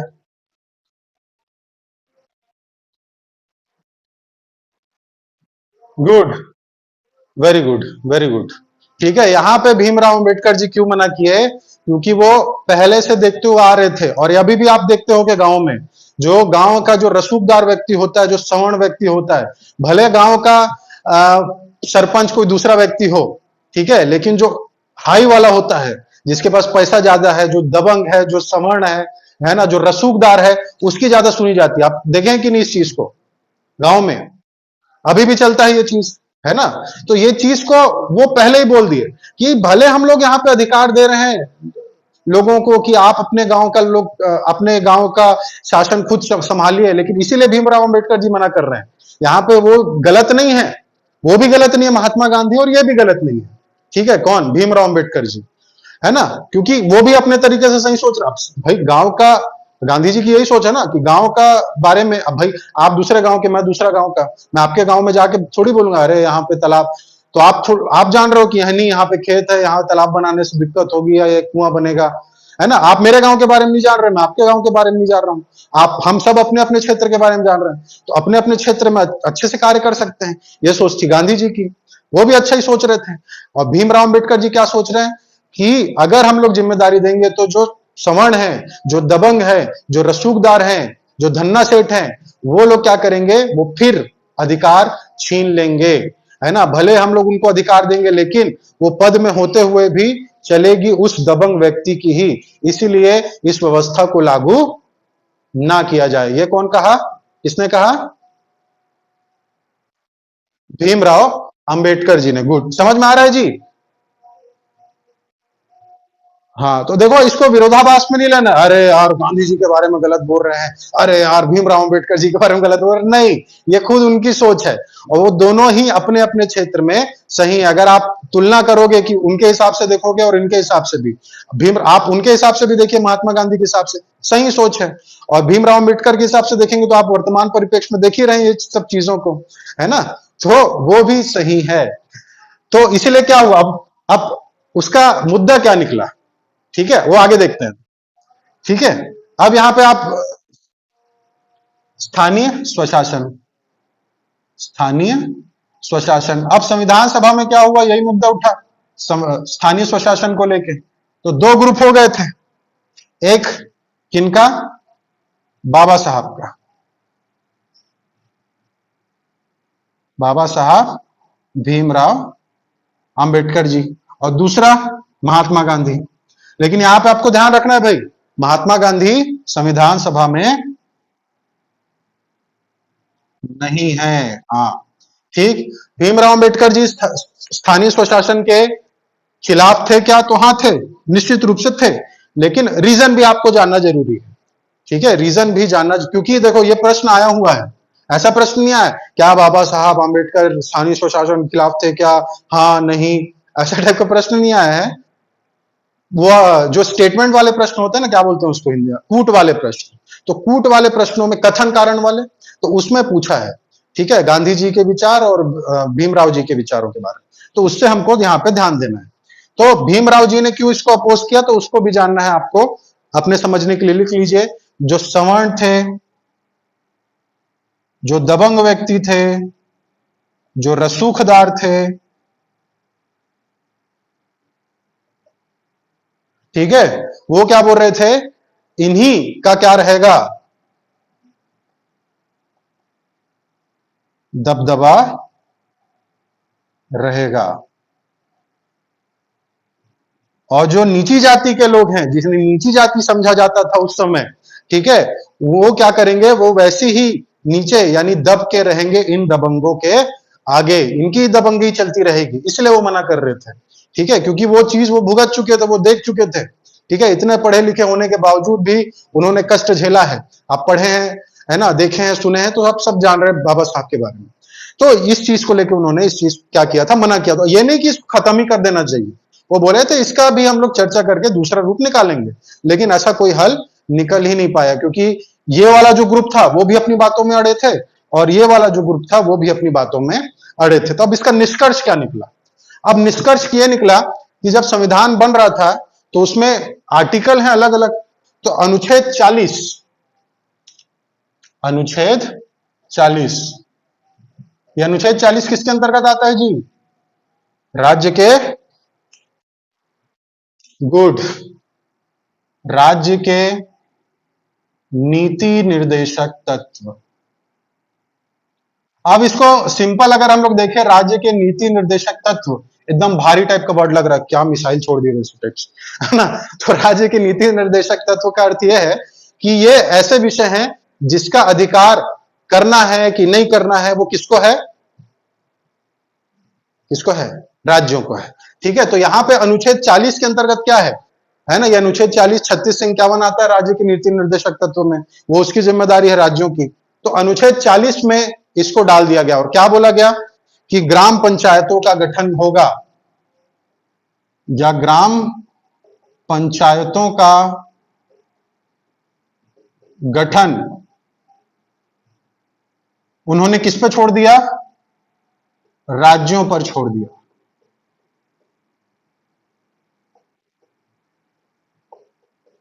ठीक है, बाद में चेंजेस होंगे, वो आगे देखेंगे। ठीक है, क्या हुआ, ग्राम पंचायतों का गठन राज्यों पर छोड़ दिया। तो यहां पे आपको ध्यान रखना है भाई, लागू नहीं हुआ है ये ग्राम पंचायत व्यवस्था, संविधान के द्वारा मानी नहीं गई है या लागू नहीं किया, वो छोड़ दिए हैं कि जो जैसे पहले व्यवस्था चली आ रही थी ब्रिटिश काल में, कोई गांव में चल रहा है स्थानीय स्वशासन, कोई गांव में नहीं चल रहा है, तो अभी भी वैसे ही चलेगा। अगर जिसको मानना है माने, जिसको नहीं मानना है नहीं माने। ठीक है, तो यहां पे जो इंपॉर्टेंट पॉइंट है वो ये है, इससे प्रश्न आया हुआ है कि किनकी किनकी आइडियोलॉजी मैच नहीं कर रही थी। इतना क्लियर है? आगे बढ़ूं, आगे बढ़े जी। चलिए अब आते हैं आगे। गांधी जी का जन्मदिन कब आता है? 2 अक्टूबर। और 2 अक्टूबर को एक और व्यक्ति का बर्थडे रहता है, हमारे महान, वेरी गुड, लाल बहादुर शास्त्री जी का। तो यहां पे आपको ध्यान रखना है गांधी जी का, क्योंकि गांधी जी के बारे में देख रहे हैं अभी। तो एक डेट याद रखिए, 2 अक्टूबर 1952, 2 अक्टूबर 1952, 1952, गांधी जी के बर्थडे के दिन 1952 में। अब 1952 में प्रधानमंत्री कौन थे भारत के, बताइए।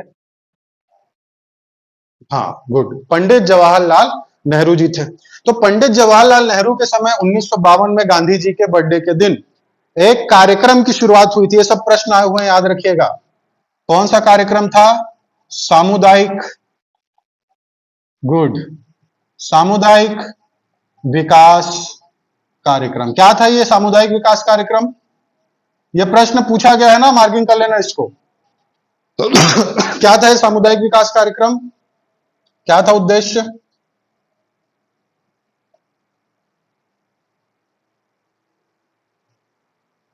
क्या था जी? पंचवर्षीय योजना। अच्छा। और ये इसका जो मेन उद्देश्य था ना, वो था कि जो छोटी जाति के लोग हैं, ठीक है, यानी उन समाज का क्या करना है, उत्थान करना, सामाजिक उत्थान। मेन पर्पज ये था, सामाजिक उत्थान। साथ ही जो आर्थिक स्तर है उसको भी क्या करना, बढ़ाना। आर्थिक स्तर को बढ़ाना, ये मेन उद्देश्य था किसका, इस सामुदायिक विकास कार्यक्रम का। तो अगर इसको कहें, ये जो कार्यक्रम था वो अच्छा था, मतलब बढ़िया चला कि फ्लॉप हुआ, हिट हुआ कि फ्लॉप हुआ? तो ये कार्यक्रम क्या हुआ, हिट था कि फ्लॉप था जी? सामुदायिक विकास कार्यक्रम फ्लॉप था। क्या हुआ, फ्लॉप हुआ। फ्लॉप क्यों हुआ? क्योंकि ये विशेष दर्जे के लिए ये कार्यक्रम आया था, पूरे आम जनता का को लाभ इसका नहीं होना था, ठीक है, एक विशेष वर्ग के लिए आया था, इसलिए क्या हुआ, ये फ्लॉप हुआ। सामाजिक विकास सॉरी सामुदायिक विकास कार्यक्रम, ये डेट आपको याद रखना है। ऐसा ही एक 1953 में याद रखिएगा, दूसरा डेट 1953 में राष्ट्रीय प्रसार सेवा आया।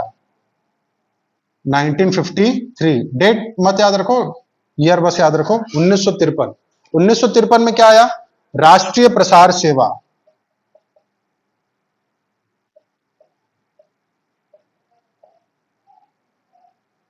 ये भी क्या रहा, ये भी फ्लॉप रहा। ठीक, इसके बाद आपको याद रखना है 1957, 1957। अब यहां से थोड़ा आप समझने लगोगे। अब यहां पे 1952 और ये सब टाइम पीरियड में कौन है प्रधानमंत्री, पंडित नेहरू। अब क्या हो रहा है, पंडित नेहरू जो भी कार्यक्रम मैं चालू कर रहा हूं कैसे फ्लॉप हो जा रहा है ना। सामुदायिक विकास कार्यक्रम चालू किया है ना, वो भी क्या हो गया, फ्लॉप हो गया। ठीक है, उसके बाद राष्ट्रीय प्रसार कार्यक्रम चालू किया, वो भी क्या हो गया, फ्लॉप हो गया, है ना। उसमें देखो ये सब कार्यक्रम में सभी चीजों की बात की गई थी, मतलब राष्ट्रीय प्रसार कार्यक्रम नीचे से, यानी गांव से लेके शहर स्तर के लोगों के बीच क्या होना चाहिए, उनके विकास से संबंधित चीजें, ये सब बातें की गई, लेकिन कार्यक्रम फ्लॉप रहा। तब वो क्या बोले कि अब क्या करना चाहिए, अब लोगों तक पहुंचने के लिए, ग्राम स्तर तक पहुंचने के लिए अब मुझे कुछ विशेष कार्य करना पड़ेगा। तो एक व्यक्ति को बुलाते हैं, कौन, पंडित नेहरू। और उन व्यक्ति का क्या नाम था, उनका नाम था बलवंत राय, पूरा नाम आप लोग बोलोगे, मेहता। ठीक है, तो 1957 में वो बुलाते हैं किसको, बलवंत राय जी को। और बलवंत राय मेहता को क्या बोलते हैं, देखो भाई अब ये सब तो मेरे को समझ आ नहीं रहा है, मेरे को बनना है क्या, इंटरनेशनल लीडर, तो मैं उधर ध्यान दे रहा हूं, तो तुम क्या करो, इधर की व्यवस्था संभालो। व्यवस्था संभालो का अर्थ यह है कि उनको बोला कि उनकी एक टीम बनाई गई, 4-5 लोगों की टीम थी, ठीक है, और अध्यक्ष का नाम बस याद रखना आपको, बलवंत राय मेहता। तो बलवंत राय मेहता समिति बनाई गई, और उस समिति ने क्या किया, पूरे भारत का भ्रमण किया, है ना, दूरस्थ गांव में गए, अंचल में गए, और अपनी ब्लास्ट में रिपोर्ट सौंपे कि गांव के प्रशासन के लिए हमको जो आपको विकास का जो आप मॉडल आप सोच रहे हैं उसकी शुरुआत गांव से करनी है, क्योंकि जो इंडस्ट्री सेटअप करना है या विदेशी संबंध है, ये सब मामलों पर नेहरू जी जोर दे रहे थे, है ना। ये जो भिलाई स्टील प्लांट की स्थापना है और भी बहुत सारे स्टील प्लांट, और ये वो सब किसके प्रयासों से हुआ, नेहरू जी के प्रयासों से ही हुए। तो वो सब वो बड़ी चीज सोच रहे थे। तो नीचे तबकों के लिए उन्होंने क्या बनाया था, सबसे पहले ये समिति स्थापित की थी, बलवंत राय मेहता समिति। तो ये इसकी समिति कब बनी थी, डेट याद रखना है जी, 1957 में, बलवंत राय मेहता समिति। किसके समय, तो पंडित जवाहरलाल नेहरू, मैं शॉर्ट में लिख दिया हूं पंडित नेहरू। ठीक है, अब ये भ्रमण किए, सर्वे किए, और बाद में अपनी रिपोर्ट सौंपे या अपना सुझाव दिए। तो कभी कभी इससे भी प्रश्न आता है, कभी कभी क्या प्रश्न पूछता ही है कि बलवंत राय मेहता ने अपने क्या क्या सुझाव प्रदान किए थे, भारत सरकार को यानी नेहरू जी को क्या क्या सुझाव थे जी, वो बताइए। त्रिस्तरीय पंचायत, वेरी गुड।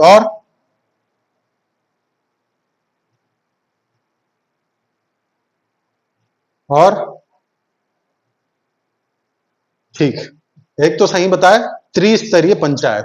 अभी जो 3 स्तर है ना पंचायत के, कौन कौन सा, ग्राम, जनपद यानी ब्लॉक, और वो जिला वाला, तो वो व्यवस्था सबसे पहले किसके द्वारा बताई गई थी?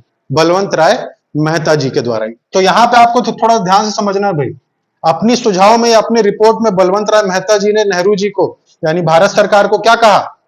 वो बोले कि पंचायत का कितना स्तर होना चाहिए उसके विकास के लिए? 3 स्तर होना चाहिए, पंचायत 3 स्तर में हो। और वो 3 स्तर कौन कौन से हैं? पहला ग्राम, दूसरा, दूसरा क्या जी? क्षेत्र या ब्लॉक या जनपद, और तीसरा जिला परिषद। ठीक है, तीसरा कौन सा? जिला परिषद। तो ये 3 स्तर इन्होंने बताए। ठीक, और ये 3 स्तरों में ग्राम में क्या होनी चाहिए बोले? ग्राम में होनी चाहिए ग्राम पंचायत। ठीक है, ग्राम में क्या होनी चाहिए? ग्राम पंचायत, ये मैनेज करेगी। जनपद या क्षेत्र में क्या होनी चाहिए? तो पंचायत समिति होनी चाहिए। क्या होनी चाहिए? पंचायत समिति। और जिला में क्या होना चाहिए? जिला परिषद होना चाहिए।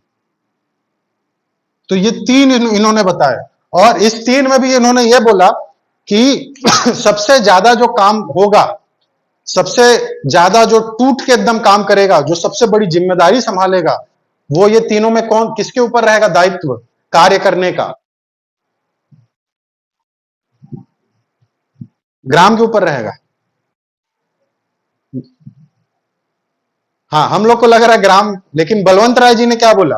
बलवंत राय ने बोला पंडित नेहरू को यानी भारत सरकार को कि ये 3 जो हैं, ग्राम पंचायत, पंचायत समिति और जिला परिषद, इसमें जो कार्यकारी होगी वो होगी पंचायत समिति। ये कार्यकारी, ये क्या होगी? ये कार्यकारी होगी, सबसे ज्यादा काम ये करेगी। ठीक है, और इसके ऊपर इसकी मॉनिटरिंग का कार्य या इसका क्या कह सकते हैं, पर्यवेक्षक का कार्य कौन करेगा? अब इसका पर्यवेक्षक का कार्य कौन करेगा भाई? इसके नीचे वाला तो नहीं कर सकता। हाँ, जिला, ये क्या करेगा? इसके पर्यवेक्षक का कार्य। क्लियर है? तो यहां पे यही ध्यान देना है भाई, कार्यकारी हम लोग को लग रहा है क्या? ग्राम, लेकिन नहीं, कार्यकारी इन्होंने इन्होंने मतलब बलवंत राय ने किसको माना है? पंचायत समिति को माना है। क्लियर है जी? क्लियर हो रहा है? हाँ। अब दूसरा इंपॉर्टेंट इन्होंने क्या कहा?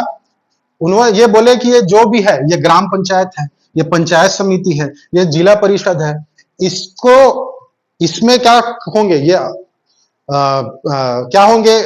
सदस्य होंगे इसमें। तो उन सदस्यों का भी क्या होना चाहिए? चुनाव होना चाहिए। और कैसा चुनाव होना चाहिए? प्रत्यक्ष चुनाव होना चाहिए। ठीक है, तो इन्होंने क्या बोला? सदस्यों का चुनाव, ये तीनों के सदस्य ना, ग्राम के भी, जनपद और जिले के भी, तो सदस्यों का चुनाव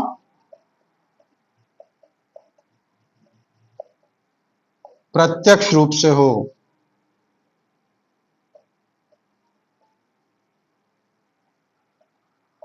और भी चीजें हैं, वो बाद में देखेंगे, लेकिन अभी आप मोटा मोटा ये चीजें याद रखिए।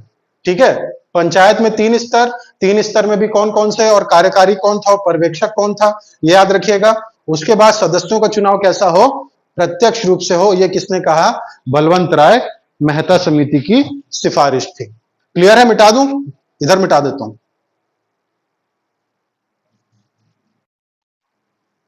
अब इसी में आपको एक चीज और याद रखना है, उस समय एक परिषद थी या एक काउंसिल थी, ठीक है, एनडीसी, नेशनल डेवलपमेंट काउंसिल। ठीक है, भारत में एक जैसे अभी आयोग आयोग बना है, नीति आयोग, योजना आयोग पहले था, नाम चेंज होकर नीति आयोग बना। तो उस समय एक था एनडीसी, नेशनल डेवलपमेंट काउंसिल, या राष्ट्रीय विकास परिषद। तो राष्ट्रीय विकास परिषद क्या करता था, ये जितने भी मुद्दे थे विकास से रिलेटेड, डेवलपमेंट से रिलेटेड, उसको वो डील करता था, ठीक है, भारत सरकार के बिहाफ में। तो वो जो एनडीसी था, उसने क्या किया था, इनकी जो सिफारिशें थी, इनकी जो रिपोर्ट थी, इनका जो सुझाव था, उसको क्या कर लिया था उसने, एनडीसी ने मान लिया था। ठीक है, तो ये चीज भी आपको ध्यान रखना है, पॉइंट लिख लीजिए भाई।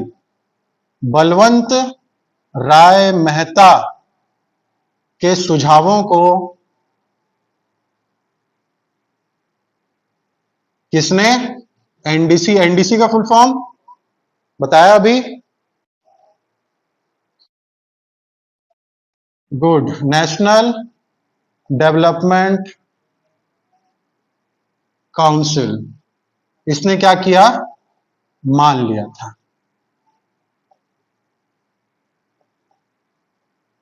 ठीक, और ये आपको याद रखना, ये जो नेशनल डेवलपमेंट काउंसिल बना था, इसकी जो स्थापना हुई थी वो 1952 में हुई थी। स्थापित कब हुआ था, 1952 में। कभी कभी ये सब भी डेट पूछ लेता है, ठीक है, तो स्थापना याद रखिएगा 1952 में, किसका, एनडीसी का। ठीक है, तो एनडीसी ने इनके सुझावों को क्या कर लिया था, मान लिया था। और मानने के तहत जैसा होता ना, टेस्ट वेस्ट करते हैं, ठीक है, चल रहे फटाखा लिए तो एक हाथ फोड़ के देखो, है ना, इस टाइप का कुछ होता है। तो वैसे ही ये जो सिफारिशें थी किनकी, बलवंत राय मेहता समिति की, उनकी सिफारिशों को कुछ राज्यों में लागू किया गया, पायलट प्रोजेक्ट के रूप में। कहां लागू किया, पायलट प्रोजेक्ट के रूप में पहले,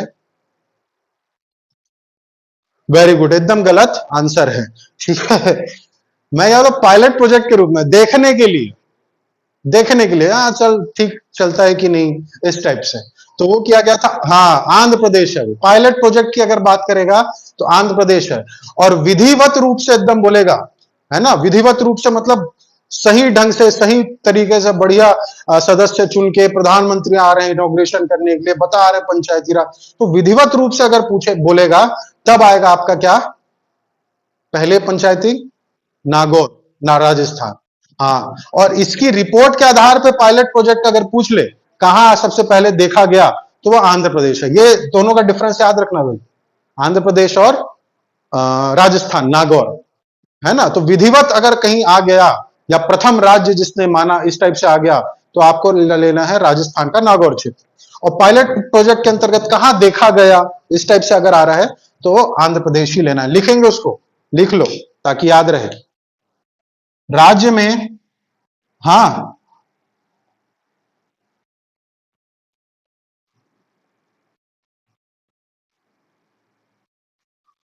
बताइए जी, पायलट प्रोजेक्ट क्या होता है, तब तक मैं लिख लेता हूं।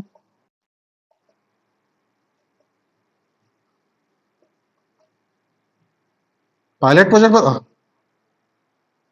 पायलट प्रोजेक्ट बताइए, क्या देखते हैं, प्रैक्टिकल या प्रयोग करके, अच्छा, और कोई,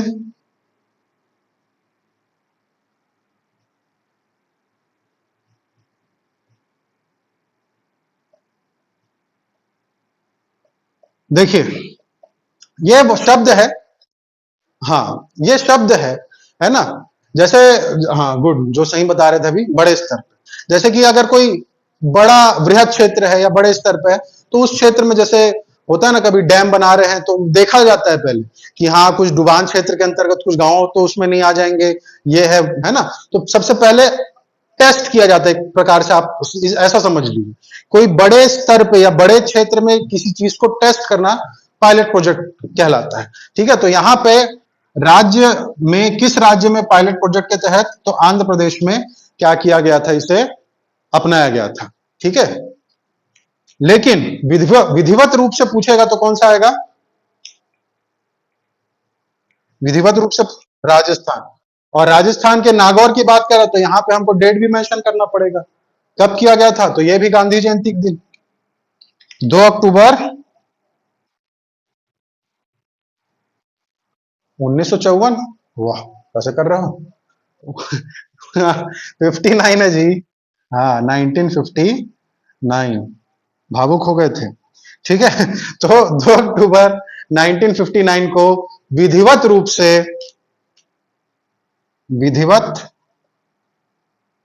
से इसे यानी पंचायती व्यवस्था को या स्थानीय स्वशासन को विधिवत रूप से इसे राजस्थान के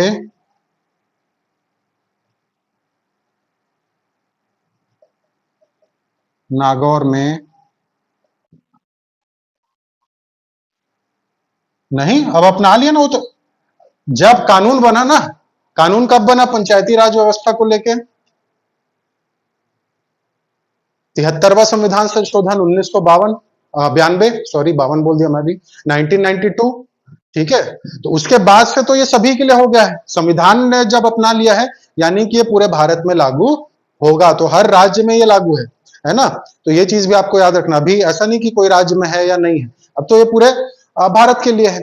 ठीक, तो अभी संविधान ने इसे अपनाया नहीं है, अभी सिर्फ किसके अंतर्गत है? अनुच्छेद 40 के अंतर्गत बोल रहे हैं कि राज्य चाहे तो माने चाहे तो मत माने।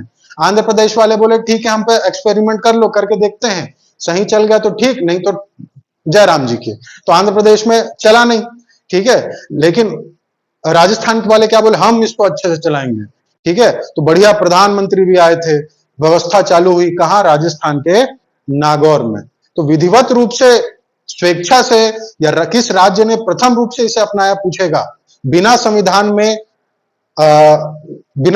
में आए, यानी संविधान ने अभी इसे अपनाया नहीं है। ये चीज मैं बार बार बता रहा हूं भाई, संविधान ने इसे नहीं अपनाया है, ये राज्य के ऊपर डिपेंड कर रहा है कि हम लागू करवाएं कि नहीं करवाएं अपने क्षेत्र में। इस चीज को समझ पा रहे हैं कि नहीं? हाँ, तो ये चीज आपको ध्यान रखना है। तो प्रथम राज्य, ये भी आपको याद रखिएगा, प्रथम राज्य कौन था जिसने स्वेच्छा से इसे अपनाया? तो राजस्थान। और कौन से क्षेत्र में हुआ था? तो नागौर में। चलिए आगे बढ़ते हैं।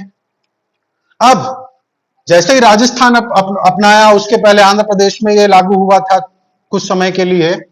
तो बाकी जो राज्य थे, बाकी राज्य मतलब पश्चिम बंगाल हो गया, ठीक है, कर्नाटक हो गया, है ना, अलग अलग यूपी क्षेत्र हो गया, मध्य प्रदेश हो गया। तो इन क्षेत्र के सरकारों ने भी क्या कहा कि इस व्यवस्था को, इस स्थानीय स्वशासन को हम भी क्या करते हैं, अपने अपने राज्य में लागू करते हैं, है ना। लेकिन अब देखिए, संविधान में है नहीं है, ध्यान से समझना इस चीज को। संविधान में यह व्यवस्था है क्या अभी इस टाइम पीरियड में 1959-60 में है ये व्यवस्था? नहीं है, नहीं है। अब ये राज्य वाले क्या कर रहे हैं, अपनी स्वेच्छा से इसे कर रहे हैं, यानी चलाएंगे भी कैसे? अपनी मर्जी से। हाँ, अपनी स्वेच्छा से, अपनी मर्जी से ही चलाएंगे। अब राजस्थान वाले अपनी मर्जी से चला रहे हैं इस पंचायती राज व्यवस्था को, मध्य प्रदेश वाले अपनी मर्जी से चला रहे हैं, बंगाल वाले अपनी से चला रहे हैं, आंध्र प्रदेश वाले अपने से चला रहे हैं। ठीक है, अब ये सब जब अपने अपनी मर्जी से चला रहे हैं, तो इसमें एक रूपता रहेगी क्या इस व्यवस्था में? ये जो व्यवस्था हम लोग पढ़ रहे हैं, पंचायती राज व्यवस्था या स्थानीय स्वशासन, उसमें एक रूपता रहेगी जब ये लोग अपने अपनी मर्जी से चलाएंगे? तो बताइए, नहीं रहेगी।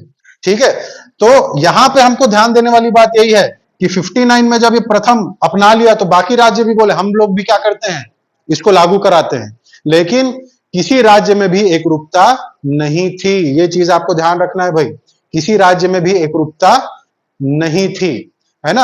अब एक रूपता का अर्थ यह है, अब बोल रहे हैं कई राज्य बोल रहे हैं हम लोग को 3 स्तर करके क्या मतलब है भाई, ग्राम भी करोगे, जनपद भी करोगे, जिला भी करोगे। तो इधर वाले बोल दिए, बंगाल वाले, हम लोग बाबू गोसाई ज्यादा हो रहा है, हम 3 की जगह 4 कर देंगे। ठीक है, तो बंगाल वाले 4 स्तर कर दिए थे। ठीक है, ग्राम भी कर दिए थे, जनपद के भी 2 भाग करके फिर जिला कर दिए थे। ठीक है, उसके बाद आंध्र वाले कितने कर दिए थे? 2 स्तर कर दिए थे। राजस्थान में 3 स्तर चल रहा था। तो किसी भी क्षेत्र में एक रूपता नहीं थी, है ना। और इस टाइम पीरियड में आपको एक चीज और मैं बोला था क्लास की शुरुआत में, कि इस टाइम पीरियड में गांव का मुखिया या गांव का जो सरपंच अभी जिसे कहा जाता है, वो लोग अपनी स्वेच्छा से बनते थे क्या इस टाइम पीरियड में? बताया था आप लोग को, बन रहे थे? नहीं बन रहे थे। क्यों नहीं बन रहे थे? क्योंकि राज्य ने अपने मान लिया था, कुछ कुछ गांव में इसे लागू करवा दिया। अब राज्य लागू करवा छोड़ दिया है ना, और सबको बोल दिया तू यहाँ का मुखिया है, तू पंच है, तू सरपंच है। अच्छा, तो हम लोग क्या करें? हम लोग आलू छीले? ना तुम पैसा दे रहे हो, ना केंद्र से पैसा आ रहा है, ना राज्य से पैसा आ रहा है, ना तुम बोल रहे हो कि आप और कुछ व्यवस्था करो, सिर्फ मुखिया बना के छोड़ दिए हो, तो लोग क्या करेंगे, है ना? शिकंजी थोड़ी बनाते रहेंगे। तो कोई भी क्या करना चाह रहा है, और जिम्मेदारी बहुत गांव की, कहीं चोरी चुकारी हो गई, चल मुखिया को बुला, ना मुखिया को कुछ सैलरी मिल रही है, ना मुखिया को कुछ ऊपरी आए हैं, है ना? वो नाम का बस वो बना दिया, और जिम्मेदारी बहुत है। तो लोग क्या करते थे उस समय, कतरा रहे थे। और उस समय क्या किया जाता था, गांव का जो बुजुर्ग व्यक्ति था या जो पढ़ा लिखा होता था, उसी को क्या किया जाता था, माला लेते थे, श्रीफल लेते थे, और क्या लेते थे, ऐसा झड़ा के शॉल लेते थे। ठीक है, शॉल, नारियल और श्रीफल देके, है ना, श्रीफल वही नारियल हो गया, और माला पहना के उसको क्या बना दिया जाता था, मुखिया बना दिया जाता था। और वही क्या करता था, व्यवस्था संभालता था बिना पैसे के। ठीक है, अब मान लो किसी को बोले मैं मुखिया हूं, ना मेरे पास पैसा है, तो मैं क्या करूंगा, कुछ नहीं कर सकता। अपने लोगों को बोलूंगा चलो भाई, अब पानी की कमी हो रही तो तालाब खुदवाएंगे, अब पैसा नहीं है तो गांव को, अब मुखिया के ऊपर डिपेंड करता था कि वो कैसे गांव वालों से बात करके पैसा लेके वहां पे तालाब खुदवा खुदवा सके। कुल मिला के ये है कि इस टाइम पीरियड में उस गांव के पास, यानी ग्राम पंचायतों के पास, इस स्थानीय स्वशासन के पास पूंजी की कमी थी या भारी अभाव था। इसलिए मुखिया और अन्य पद संभालने से लोग क्या करते थे, कतरा रहे थे। ठीक, लेकिन जो दबंग व्यक्ति थे, जो रसूखदार व्यक्ति थे, वो बन जाते थे, वो अलग बात है। जो बी आर अम्बेडकर जी ने बता दिया था, जो डर उन्होंने बोल ही दिया था कि अगर ये लागू व्यवस्था लागू होगी तो इनको फायदा पहुंचेगा, बाकी लोग को फायदा नहीं पहुंचेगा, तो वो लोग भरपूर मलाई पा रहे थे, है ना, अपनी दबंगई दिखा के। लेकिन जो आम आदमी था गांव का, वो उस पद को पाकर भी क्या था, अपने अधिकारों से वंचित था। तो कुल मिला के यहाँ पे जो तात्पर्य वो ये है कि पूंजी का भाव था, संविधान में लागू नहीं है, राज्य द्वारा कोई फंडिंग नहीं हो रही है, मुखिया बनने से लोग कतरा रहे हैं, और सभी राज्यों में स्थानीय स्वशासन को लेके एकरूपता नहीं है। ठीक है, तो ये टाइम पीरियड आप समझ पा रहे हैं कि उस समय क्या दशा चल रही थी स्थानीय स्वशासन की। हाँ, अब समय थोड़ा आगे बढ़ता है, 10-12 साल आगे बढ़ता है, 59-60 के बाद 10-12-15 साल आगे बढ़ाओ। 1975 में क्या हुआ था, 1975 में क्या हुआ था जी, 1975 में युद्ध हुआ था, वो 71 की लड़ाई है। 75 में हुआ था, इंदिरा गांधी ने क्या लगवा दिया था जी, 25 जून 1975 को, इमरजेंसी, आपातकाल लगवा दिए थे। और बाद में फिर क्या हुआ था, सरकार उनकी गिर गई थी, फिर एक नई पार्टी का उस समय उदय हुआ था 1976 से 70 में। कौन सी पार्टी, कौन सी पार्टी, मोरारजी देसाई, हाँ, पार्टी का नाम पूछ रहा हूं, जनता पार्टी, जिसे अब एनडीए कहा जाता है ना, भारतीय जनता पार्टी, बीजेपी कहा जाता है। ठीक है, तो जनता पार्टी या जनता दल का क्या हुआ था, उस समय गठन हुआ, आज आपातकाल के बाद। तो उस समय जो प्रधानमंत्री बने थे जनता पार्टी से, वो बने थे, अभी नाम बताए आप लोग, क्या, मोरारजी देसाई। ठीक है, तो अब आपको जो डेट याद रखना है 59 के बाद नेक्स्ट डेट, इतिहास को समझते हुए चलिए भाई, सभी चीजों को हम लोग इंक्लूड करते हुए चल रहे हैं कि वह उस समय चल क्या रहा था भारत में, कैसी दशा थी, क्या क्या राजनीतिक उछल पुछल हो रहे हैं, और उसका प्रभाव गांव में क्या दिखाई दे रहा है, ये सब चीज को लेकर हम लोग इतिहास को आगे बढ़ा रहे हैं। ठीक, तो 77 में जनता पार्टी की सरकार के समय प्रधानमंत्री बनाए गए थे मोरारजी देसाई। और मोरारजी देसाई ने, जैसे नेहरू जी ने एक समिति बनाई थी, कौन सी समिति, गांव के लिए जी, हाँ हाँ, किसकी अध्यक्षता में एक समिति बनाए थे, बलवंत राय, बलवंत राय जी, हाँ, बलवंत राय की अध्यक्षता में समिति बनाए थे।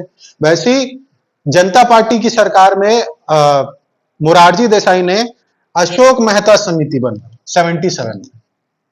अशोक, ये भी इंपॉर्टेंट है, अशोक मेहता समिति, जनता पार्टी उस समय लीड में थी, या इसकी सरकार थी, और प्रधानमंत्री कौन थे, मोरारजी देसाई जी। मोरारजी देसाई के बारे में अगर आप पढ़ेंगे तो एक ये जैसे हम लोग अभी डिनर में खाते हैं ना, चावल खाते हैं या रोटी खाते हैं या दोनों खाते हैं, तो ये इनका लंच और डिनर अलग अलग टाइप का था। ठीक है, डिनर में सिर्फ क्या लेते थे, दो लहसुन लेते थे, दो लहसुन की कली, है ना, एक खजूर लेते थे, आधा गिलास दूध लेते थे, कच्चा दूध, है ना। इस टाइप का ये डाइट मेंटेन करते हुए चलते थे। और भी अलग अलग रोचक इनके किस्से हैं खाने पीने से रिलेटेड मोरारजी देसाई। तो मोरारजी देसाई जनता पार्टी, इन्होंने क्या किया था 1977 में अशोक मेहता समिति स्थापित की। ठीक है, और इसने रिपोर्ट सौंपा अपना, जैसे बलवंत राय मेहता ने अपनी रिपोर्ट सौंपी थी, वैसी अशोक मेहता ने अपनी रिपोर्ट सौंपी या सुझाव दिया। उसमें बलवंत राय जी ने कितने स्तर बताए थे, 3 स्तर, इसने 2 स्तर बताए। पंचायतों के कितने स्तर होने चाहिए, इन्होंने कहा 2 स्तर होने चाहिए। अब वो कौन से 2 स्तर हैं, एक है जिला स्तर और दूसरा दूसरा क्या बोले, मंडल स्तर। हाँ, ठीक, जिला स्तर और मंडल स्तर। जिला मतलब पूरा डिस्ट्रिक्ट जो हो गया, है ना, और मंडल स्तर वो कहा जाता था जहां पे 15 से 20 हजार तक की जनसंख्या जहां पे निवास कर रही है, उसे वो क्षेत्र को मिला के क्या बना दिया जाता था, मंडल बना दिया जाए। यहाँ पे ग्राम वाला रोल नहीं है, यहाँ पे बोले कि ग्राम वो सब किसके अंतर्गत आएगा, मंडल के। ठीक है, तो इन्होंने 2 स्तर बोले, जिला और मंडल, जिला और मंडल स्तर। ठीक, और इन्होंने क्या कहा, इन्होंने बोला कि जो एसटी और एससी हैं उनको क्या मिलना चाहिए, पंचायतों में, स्थानीय स्वशासन में क्या मिलना चाहिए, आरक्षण मिलना चाहिए, एसटी एससी को आरक्षण। ठीक, और इन्होंने क्या कहा, इन्होंने कहा कि जो पंचायत है, हम इतनी समिति बना रहे हैं, इतना पढ़ रहे हैं, राज्य वाले क्या कर रहे हैं, इसको अपने मनमाने तरीके से लागू करवा रहे हैं, कोई एकरूपता नहीं है, तो सबसे पहले हमें क्या करना चाहिए, एकरूपता लाने के लिए ये टॉपिक को, यानी इस विषय को कहां लाना चाहिए, संविधान के अंतर्गत लाना चाहिए, यानी इसे संवैधानिक दर्जा देना चाहिए। तो इन्होंने क्या कहा अशोक मेहता ने, कि पंचायती राज यानी स्थानीय प्रशासन को संवैधानिक मान्यता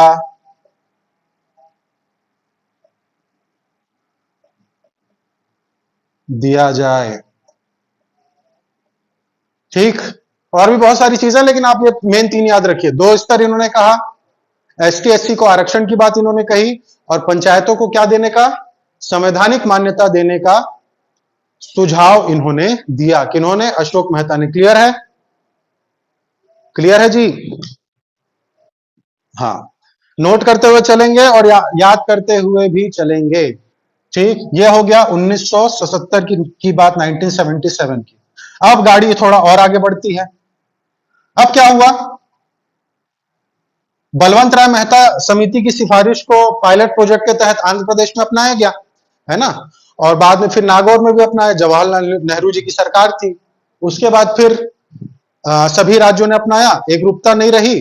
तो जब एकरूपता नहीं रही तो देखे मोरारजी देसाई कि एकरूपता लाने के लिए कुछ कार्य करना चाहिए, तो इन्होंने जिम्मेदारी सौंपी अशोक मेहता को, और अशोक मेहता पूरा सर्वे करने के बाद ये निष्कर्ष दिए, 2 स्तर करो, एसटी एससी को आरक्षण दो, और संवैधानिक मान्यता सबसे पहले प्रदान करो, किसे, पंचायतों को। लेकिन फिर क्या हुआ, ये जनता पार्टी की सरकार क्या हो गई, गिर गई, पावर से चले गए। अब पावर से चले गए तो इनकी जो समिति, इनकी बनाई हुई समिति, दूसरा थोड़ी, दूसरी पार्टी आती है तो क्या होता है भाई, जब नाम इधर चेंज हो जाता है तो ये समिति की सिफारिश थोड़ी मानेगा कोई, है ना। आप देखते हैं जो भी योजना रहती है, इधर कांग्रेस के समय इंदिरा गांधी रहेगा तो बीजेपी के समय श्यामा प्रसाद मुखर्जी हो जाता है, बीजेपी के समय अटल बिहारी रहेगा तो इनके समय फिर राजीव गांधी हो जाता है, तो ये सब चलते रहता है। तो जब नाम ही चेंज हो जाता है तो समिति की रिपोर्ट थोड़ी मानेंगे बाद की सरकार, यानी विपक्षी सरकार। तो इनकी सरकार क्या हो गई, गिर गई, और इनके सुझाव ठंडे बस्ते में चले गए। ठीक, लेकिन इंपॉर्टेंट है करके हम लोग अभी भी पढ़ते हैं ना इसको। अब गाड़ी थोड़ा और आगे बढ़ेगी, 1985, ज्यादा नहीं बढ़ाएंगे, है ना, 10-15 मिनट और, उसके बाद फिर कवर करेंगे। 1980 1985। 1985 में एक समिति बनी, और यह समिति किसी प्रधानमंत्री ने नहीं बनाई थी, यह समिति बनाई थी एक आयोग ने, ठीक है, जो पंचवर्षीय योजनाएं वो सब लागू करता था। कौन सा आयोग?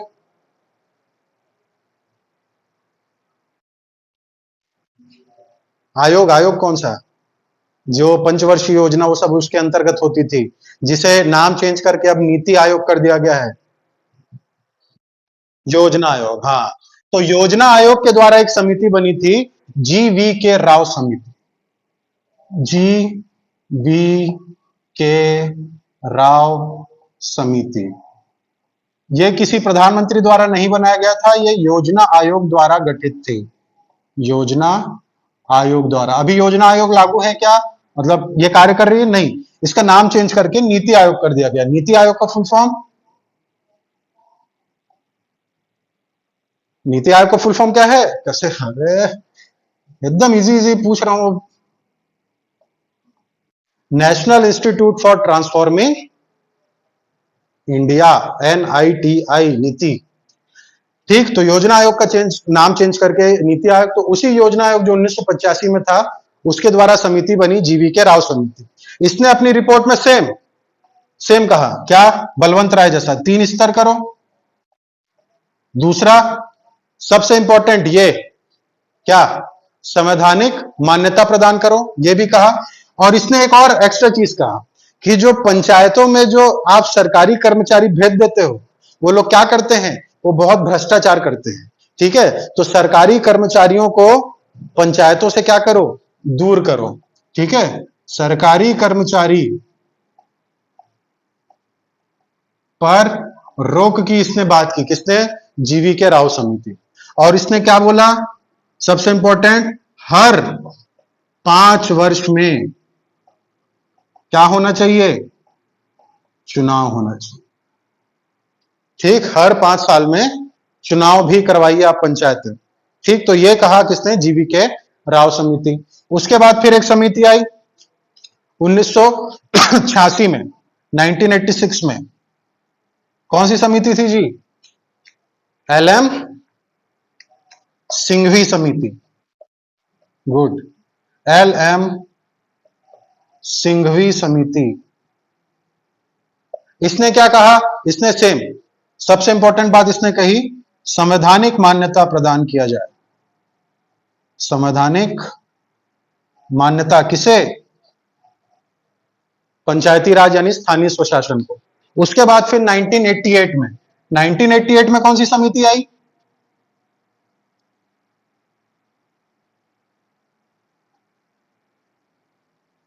नाइनटीन 1988 में कौन सी समिति आई जी? हाँ हाँ, 2 समितियां आई हैं 1988 में, ठीक है। और दोनों से प्रश्न पूछा गया है, ठीक है, कि यह समिति की स्थापना कब हुई थी? तो 88 में हुई थी। एक थी थुंगल समिति, थुंगल, और दूसरी थी गॉडगिल समिति। थुंगल समिति और गॉडगिल समिति। अब ये थुंगल समिति और गॉडगिल समिति ने क्या कहा? तो सेम इन्होंने भी वही कहा, क्या? कि 3 स्तर करो।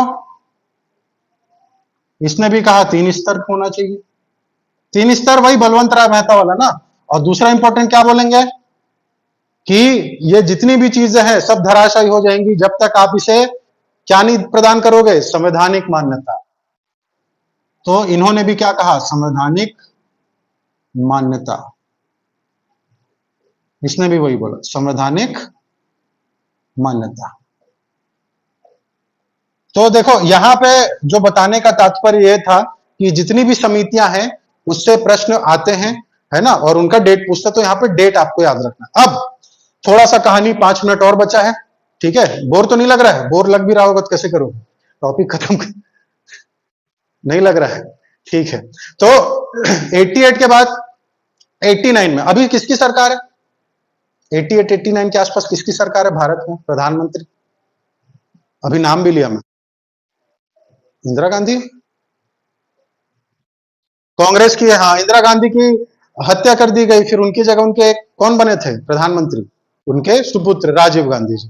तो अब 89 में क्या हुआ, अब देखे भाई कि जितनी भी समितियां बन रही है सब एक चीज बहुत बोल रही है, क्या बोल रही है, सब में एक रूपता नजर आ रही है, सब समिति में एक पॉइंट तो क्लियर है, संवैधानिक मान्यता, कि ये जो पंचायत है उसको आप जब पूरे राज्य में लागू करवा दो कोई मतलब नहीं है, जब तक उसमें एक रूपता नहीं रहेगी। और एक रूपता कैसे आएगी, जब आप संवैधानिक मान्यता प्रदान करोगे। सब लोग यही बोल रहे हैं। तो उस समय भारत सरकार जो प्रधानमंत्री उन्होंने बोले कि बात तो सही है, सभी समितियां बोल रही हैं, क्या करना है, संविधान में के अंतर्गत इसे शामिल करना है। तो उस समय राजीव गांधी ने, ठीक है, चलिए लिख लेते हैं उनको, 1989 में, 88 के बाद 89 लिखिएगा, 1989 में 74वां 64 74 बोल दिया, 64 1989 में 64 कॉन्स्टिट्यूशनल अमेंडमेंट बिल, 64वां संविधान संशोधन विधेयक लाया गया। अब ये विधेयक इसलिए लिखा हूं क्योंकि ये बिल ही रहा, जब तक रखा जाता है लोकसभा में राज्यसभा में कोई भी टॉपिक को, कोई भी विषय को, विधेयक कहलाता है। और जब उस पे सब लोकसभा से, राज्यसभा से, राष्ट्रपति से सब स्वीकृति मिल जाती है तो वो विधेयक क्या कहलाता है,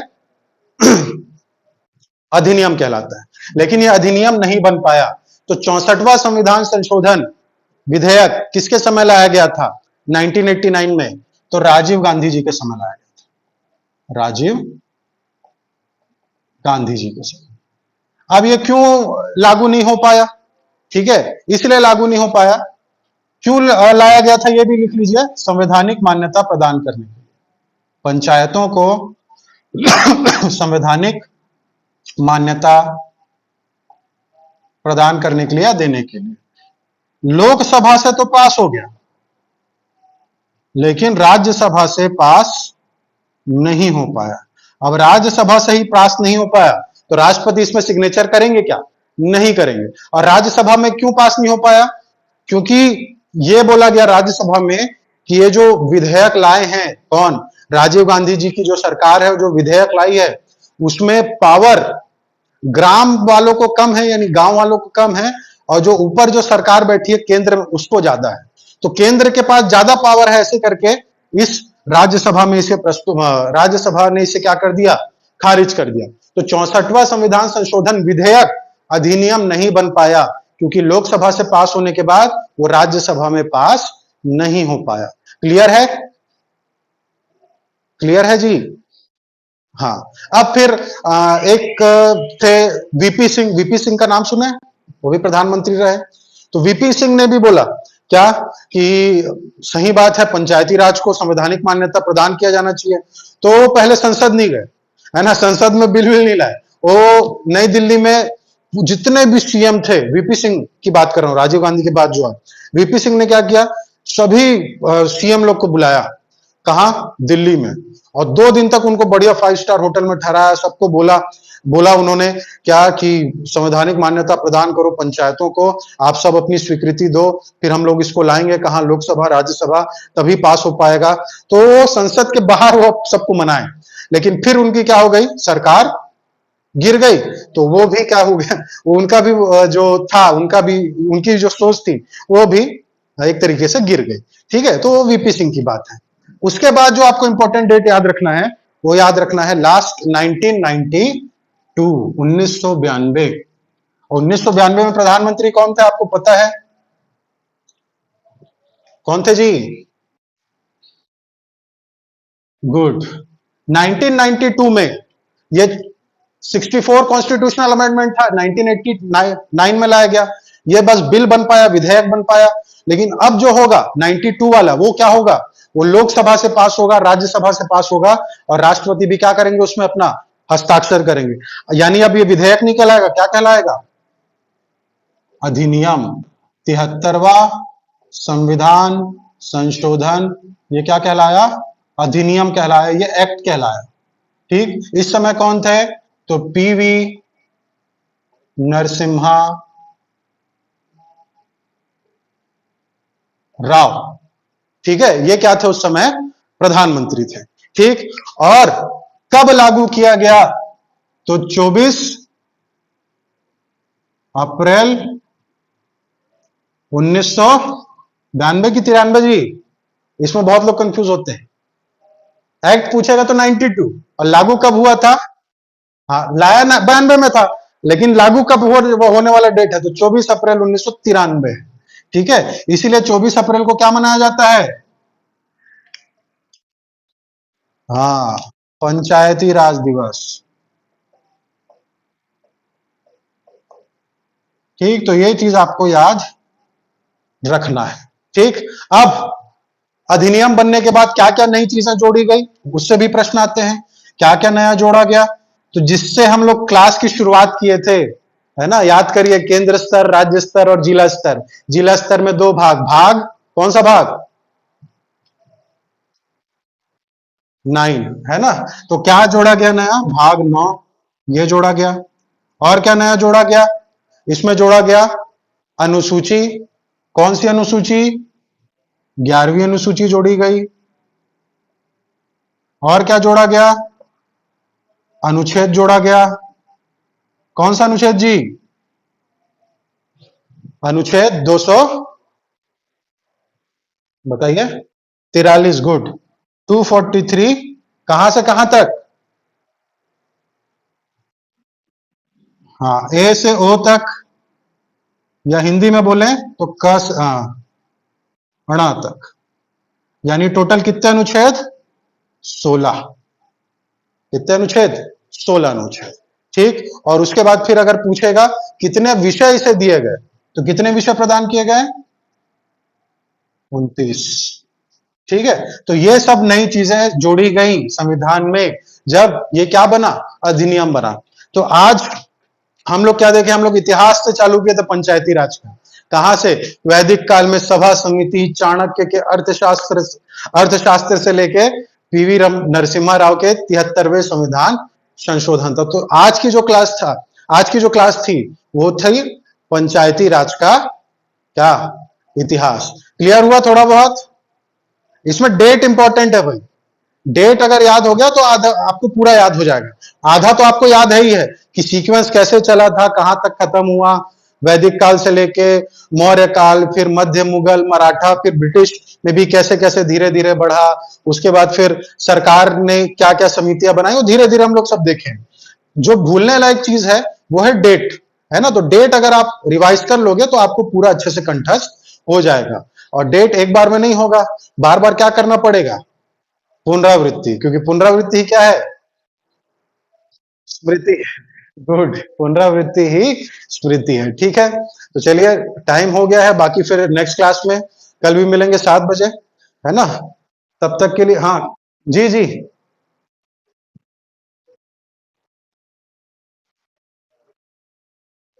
हाँ, वीडियो बन रहा है ना, बनाऊंगा इसको। हाँ, आज की क्लास का करूंगा, बना रहा हूँ वीडियो, बन रहा है। ठीक है। ठीक। हाँ हाँ, ठीक ठीक। चलिए ठीक है, तो बाकी फिर नेक्स्ट क्लास में देखेंगे। तब तक के लिए धन्यवाद। जय हिंद, जय जोहार, जय छत्तीसगढ़, जय छत्तीसगढ़ महतारी, जय भूमकाल, जय सतनाम, जय श्री राम, जय माता दी, हर हर महादेव। शुभ रात्रि जी, थैंक यू।